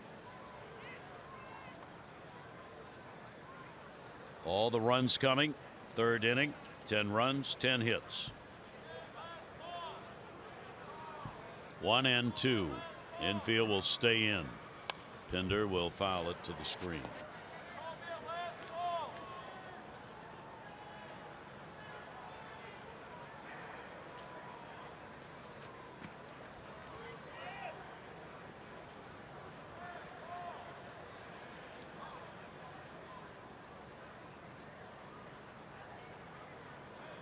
One-two delivery on the way, and Pinder again refusing to bite.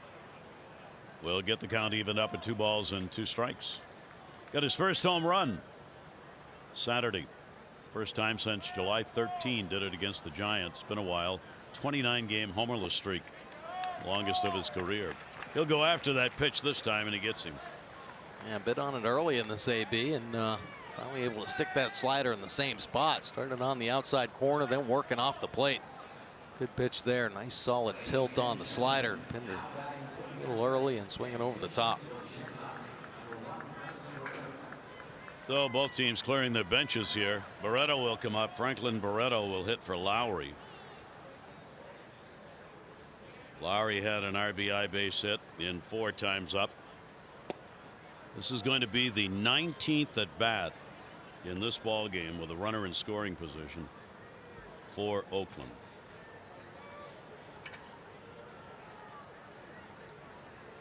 That's about 3 games worth for what you generally get.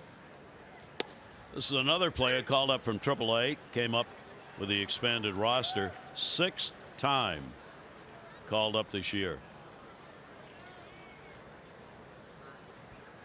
When runners are on, he's hit at the major league level, 313, nobody on, 182. Swing and a miss. Meisinger getting some effective swings on those pitches down and away. Really locating the slider well. At times early on he's made some mistakes on the dish with that pitch, but he's throwing it the way you're supposed to. Showing it as a strike and working off as a ball. Forcing these guys to swing. And a swing and a miss. Good work. Kept it down and away. No runs despite a triple and a runner left on. Take a look at our Ram Doo-Wop, brought to you by Ram Trucks. Experience the power and toughness of Ram at your local dealer or log on to ramtrucks.com to get to work. God's glory, Ram.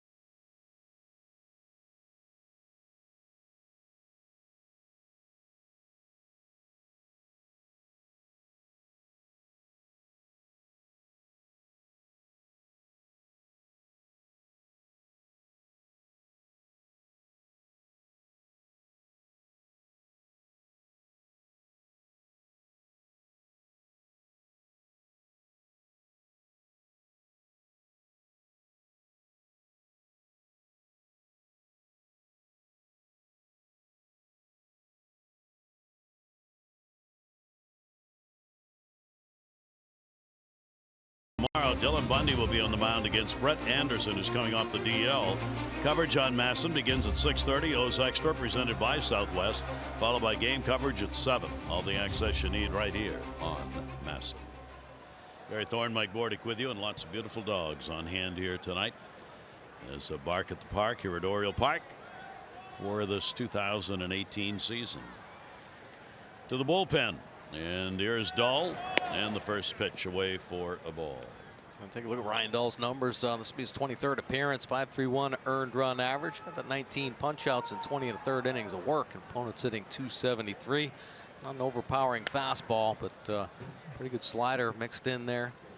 Occasional change to the lefties. Chance Sisco is the pinch hitter, getting his first at bat.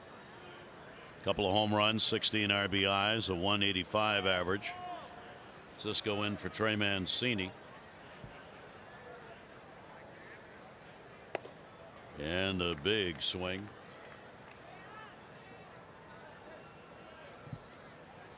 All 3 pitchers used tonight are guys who've been called up from AAA. Liam Hendricks went down, got himself a fastball back. He was the opener. Then Mengel came on to pitch. Solid 4 innings of work, and now you get Dahl. He also is just called up from a AAA ball on Sunday, and it is the 6th time he's been with a big club. Swing and a miss, and a pitch away for a strikeout. Moves the fastball around a little bit. It's 91 miles an hour. But able to get a couple by. And you see nothing on the plate. Everything working the perimeter, in, out, up.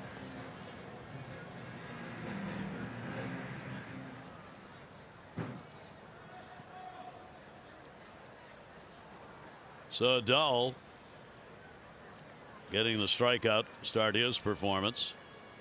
Andreoli getting his first at bat. We'll foul that one back. We're going to take a look, if we get a chance, Timmy, at Loreno in center field. We talked about him last night, how he lines up sideways, usually facing left field. 0-1 delivery. In the air to left this time. Martini is there to haul it in for the out. We'll get a look at the center fielder here in a minute. This is really important. One of the great favorites in the Orioles, Tyler Wilson, who's now in South Korea. And this tweet, August 25, our beautiful little family doubled. Never been more amazed or inspired than in witnessing his wife, Chelsea, bear these two little studs. Philip Maxwell and Brady Michael. Welcome to the world. We can't wait to watch you grow.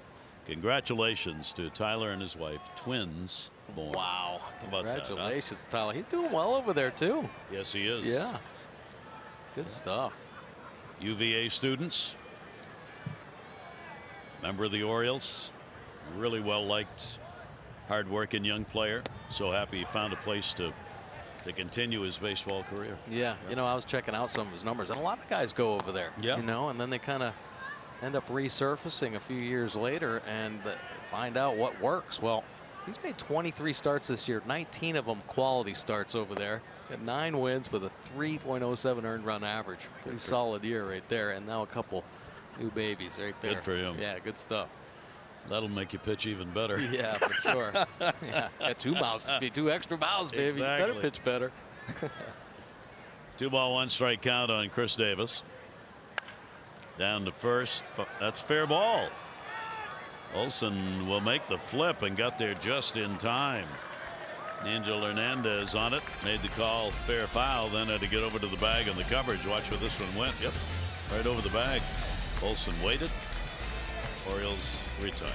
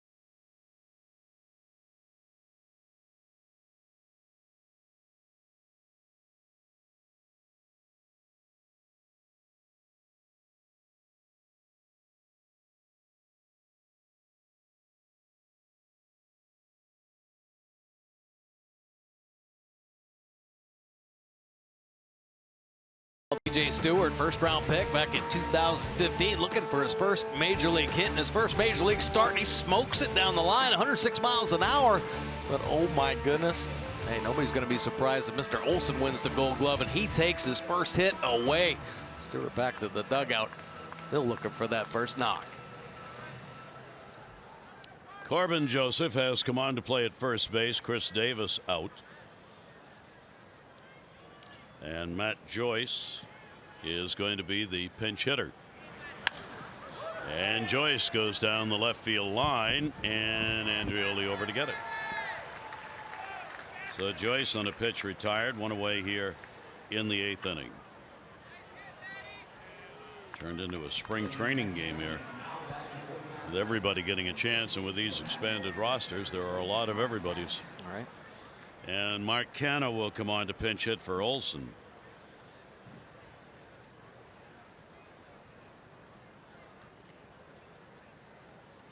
One down in the 8th.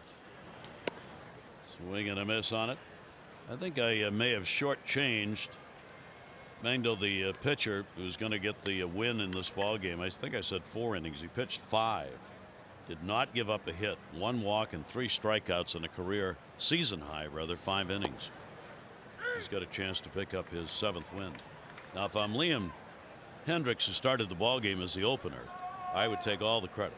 I set the stage. Absolutely. For this game. I pitched that first inning. Absolutely. Always the toughest for a starter. Yep.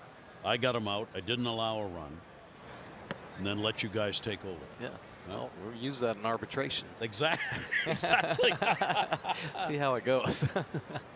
Hey, he did what they asked of him, right? Yeah. We want you to go out there, pitch an inning, hold him down. That's what he did. 1 ball, 2 strike count. Canha at the plate, Meisinger on the mound. He's got a couple of strikeouts in the air to center. Cedric Mullins right there to haul it in. 2 down.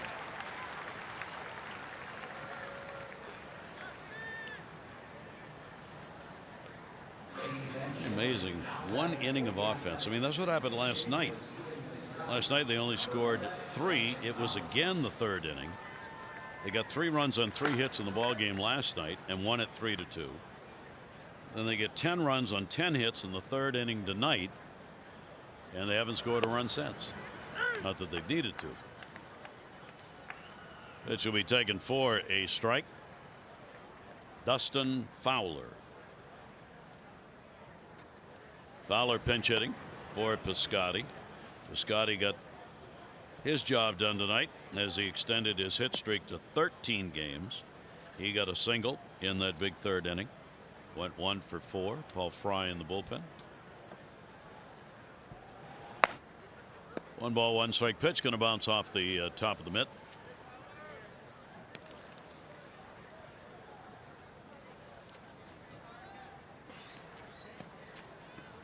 Fowler in his 62nd game. He's had 6 home runs, 21 RBIs. And that one will bounce as well. And the count will go to 3 balls and 1 strike.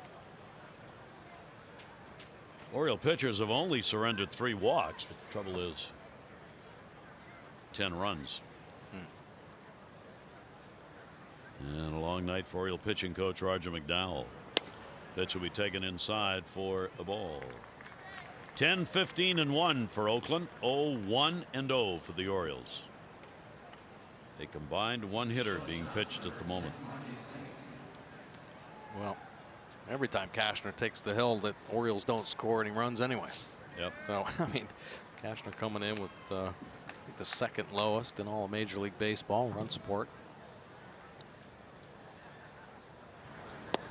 Tonight, it would have taken a boatload. Right.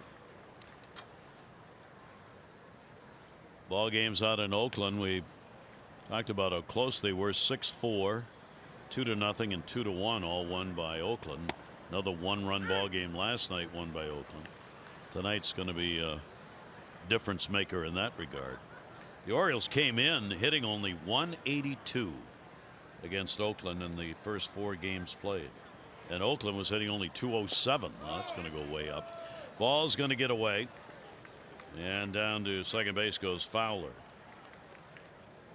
That looked more like a pass ball than a wild pitch, but we'll see. Yeah, Ryan kind of missing a couple times. I think Austin Wynns kind of had to catch a lot of pitches today. The tired catcher. Well, it's a wild pitch. So runner at second base. 1-2 delivery on the way. And the pitch taken down low. 7 for 19 with runners in scoring position.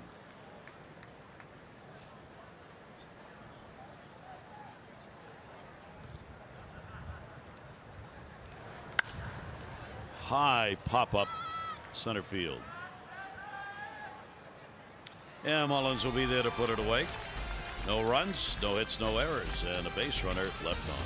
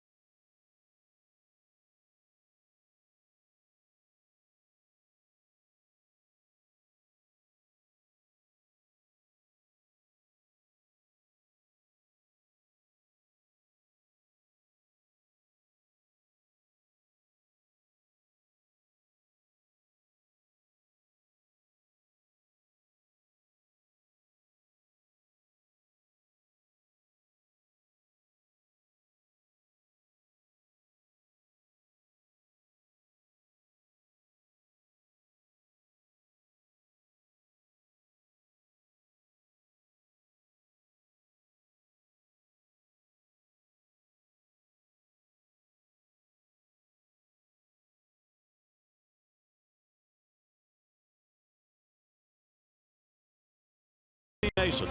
Who has the name brand products you love at amazingly low prices? Who but WB Mason, the official office product supplier of the Baltimore Orioles. And by the University of Maryland Medical Center. Be a part of something greater. And the Oakland A's going back to the bullpen. They're going to pull out J.D. Wendelken. Take a look. This will be his 8th appearance this season. .93 earned run average.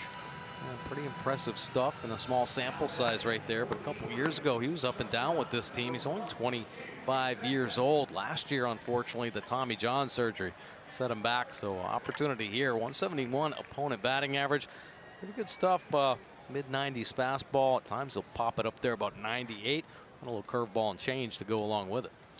Canna stays in the ball game at first base after pinch hitting, and Fowler stays in the ball game in right field, taking over for Piscotty. Orioles bat, bottom half of the 8th. Beckham puts it up in the air to center. Moreno is there to put it away for the out pitch and an out here in the bottom half of the 8th. This copyrighted telecast is presented by authority of the Orioles. May not be reproduced or retransmitted in any form, and the accounts and descriptions of this game may not be disseminated without the express written consent of the Orioles. Oh, loving her eyes right there. Yes, sir. Yeah, looking for his first hit. Stewart denied on a fine play by Olson, who was at first base in the 5th inning. And the pitch taken up high for a ball. 1-0 count, 1 down. DJ Stewart. All 3 outfield positions were played by Stewart at Norfolk this year. Started out real well. 12 homers, 59 runs, 55 RBIs, 116 games. He hit .264 against the lefties, .225 against the righties. Injury after the All-Star break, hit only .212. Here's a silo shot coming back. Lucroy sheds the mask, but that'll bounce in the seats. And DJ Stewart, a very solid year last year in Double-A Bowie. He hit 21 home runs, had 20 stolen bases, so earns that promotion up to Triple-A, and I think a big-time learning year for him. Obviously, some better pitching, pitchers that are up and down, so kind of learning how they pitched him. And when he got off to that good start, he had to make some adjustments because the league adjusted to him, and he had a hard time kind of bouncing back. And then you mentioned the injury there, so just kind of learning what it's going to take. Off the end of the bat to shallow right. Fowler, he's got it. 2 away here in the 8th inning. Was wondering, with the 20 at bats by Oakland with runners in scoring position, that is not a record for this year. The most at bats in those situations this season, 27 in a game. The Dodgers against San Francisco. And with any luck, Oakland's not going to reach that mark with one more inning come to the plate. Austin Wynns has flied out and struck out 0 for 2. Down to third. Foul ball. Keep in mind here, the score obviously takes away from it, but this is a combined one hitter being thrown by these 4 pitchers so far in the ball game for 7 2/3 innings. The Orioles' only hit came back in the first inning on a Mancini single. Pitching coach Scott Emerson there with, of course, the hands full, so many arms, but doing things up tonight.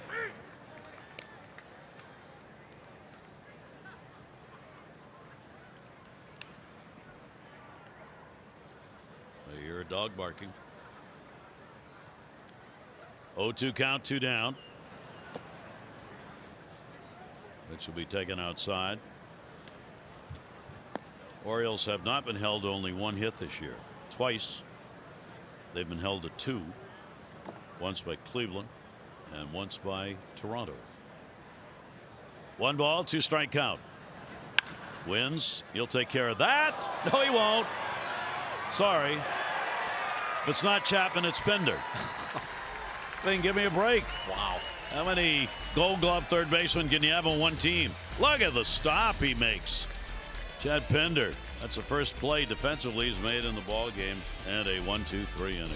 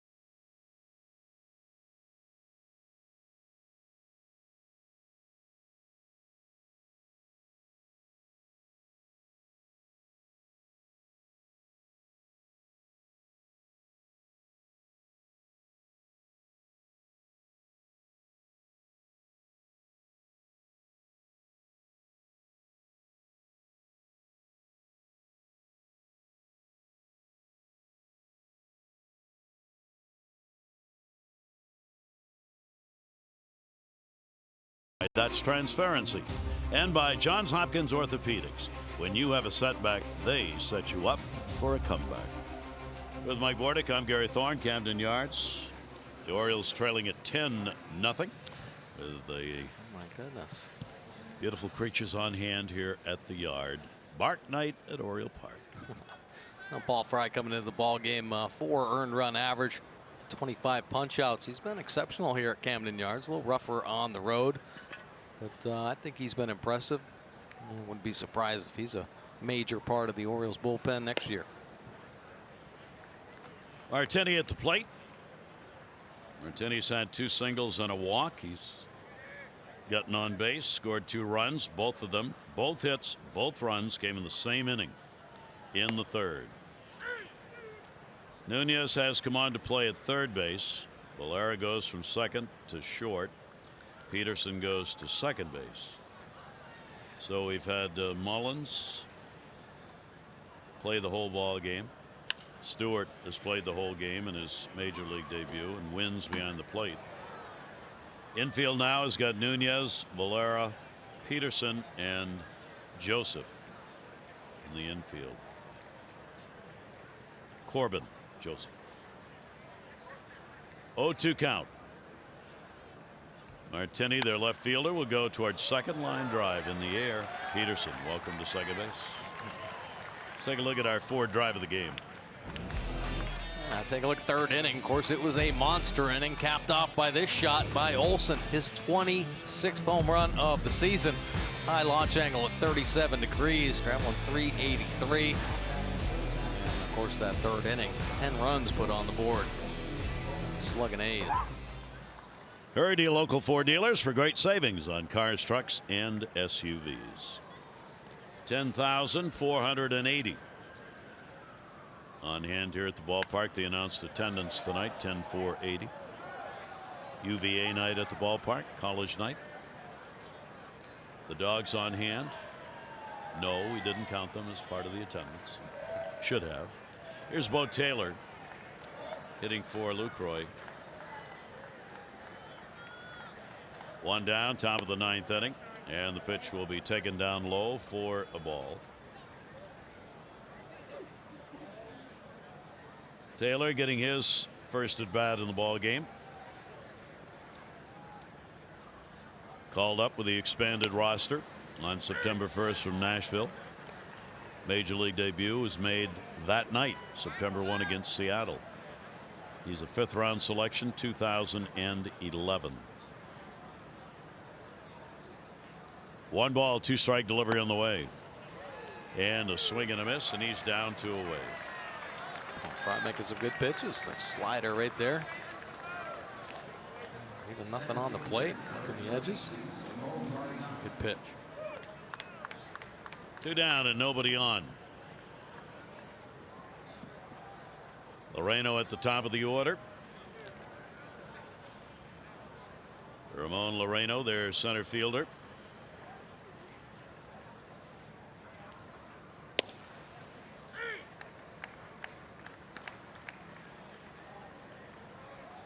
Brooks getting ready to throw, apparently in the 9th inning out of the bullpen.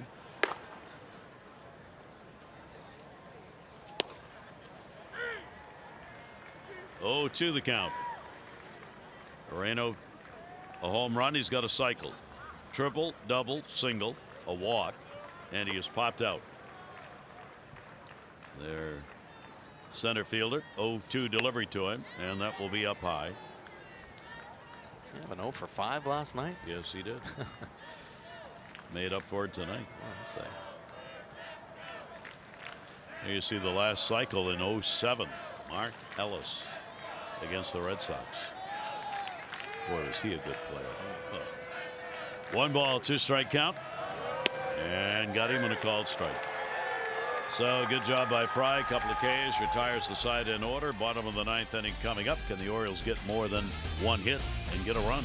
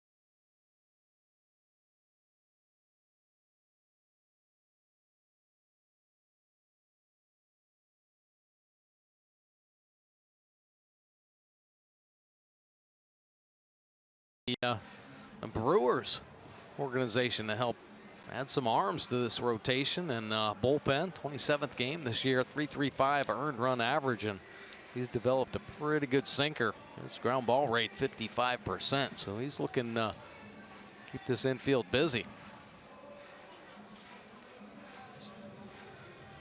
Taylor's going to stay in and do the catching after pinch hitting for Lucroy. A couple of notes of interest, I think. In that last half inning, the Orioles players on the field, not one of them was with the team opening day. Wow. Transition in progress.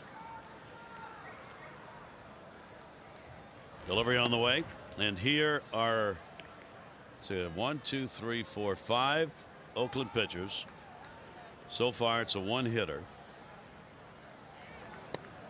The first 4 were all called up from AAA. They started with an opener, Hendricks, for 1 inning. And they're trying to finish it with Brooks. Popped up in the air to right. Fowler. Nope. Loreno came over and took it and gets the out, 1 down. Trying to finish it up with Brooks, who they didn't even have on the team till September 3. Entire season was spent at AAA, where he was pretty good, 9-4. Now he was involved in the deal from Kansas City to Oakland with Sean Manaea, the pitcher who threw the no-hitter against the Red Sox, who's now going to have Tommy John and is going to miss all of next year. That's a heartbreaker. Ben Zobrist went the other way in that deal. 0-1 delivery on the way. Fouled away. Mullins has gone the distance. 0 for 4, 0 for 7 in the first 2 games of this series.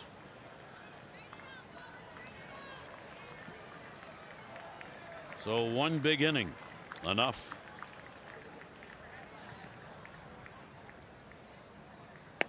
And the fastball will be up high.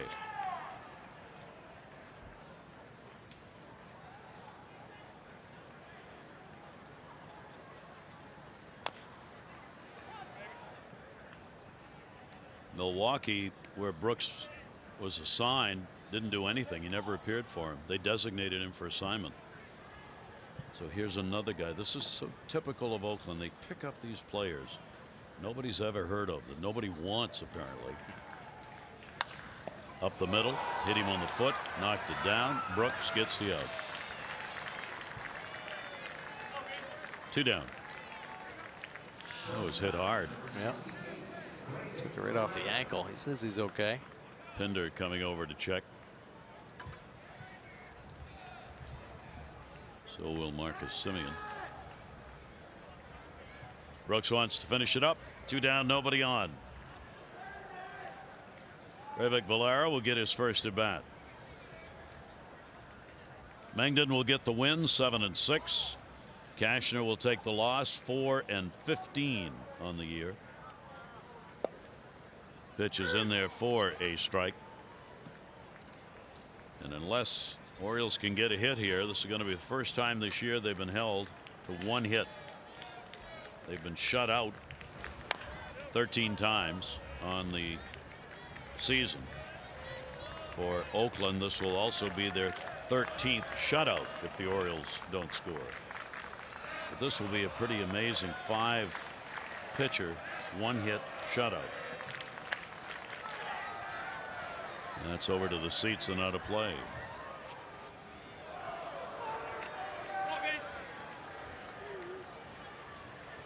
Yeah, even though the Oriole offense kind of turning things around a little bit the second half, still some inconsistencies with runners in scoring position. And of course tonight nothing going. And that's the ball game.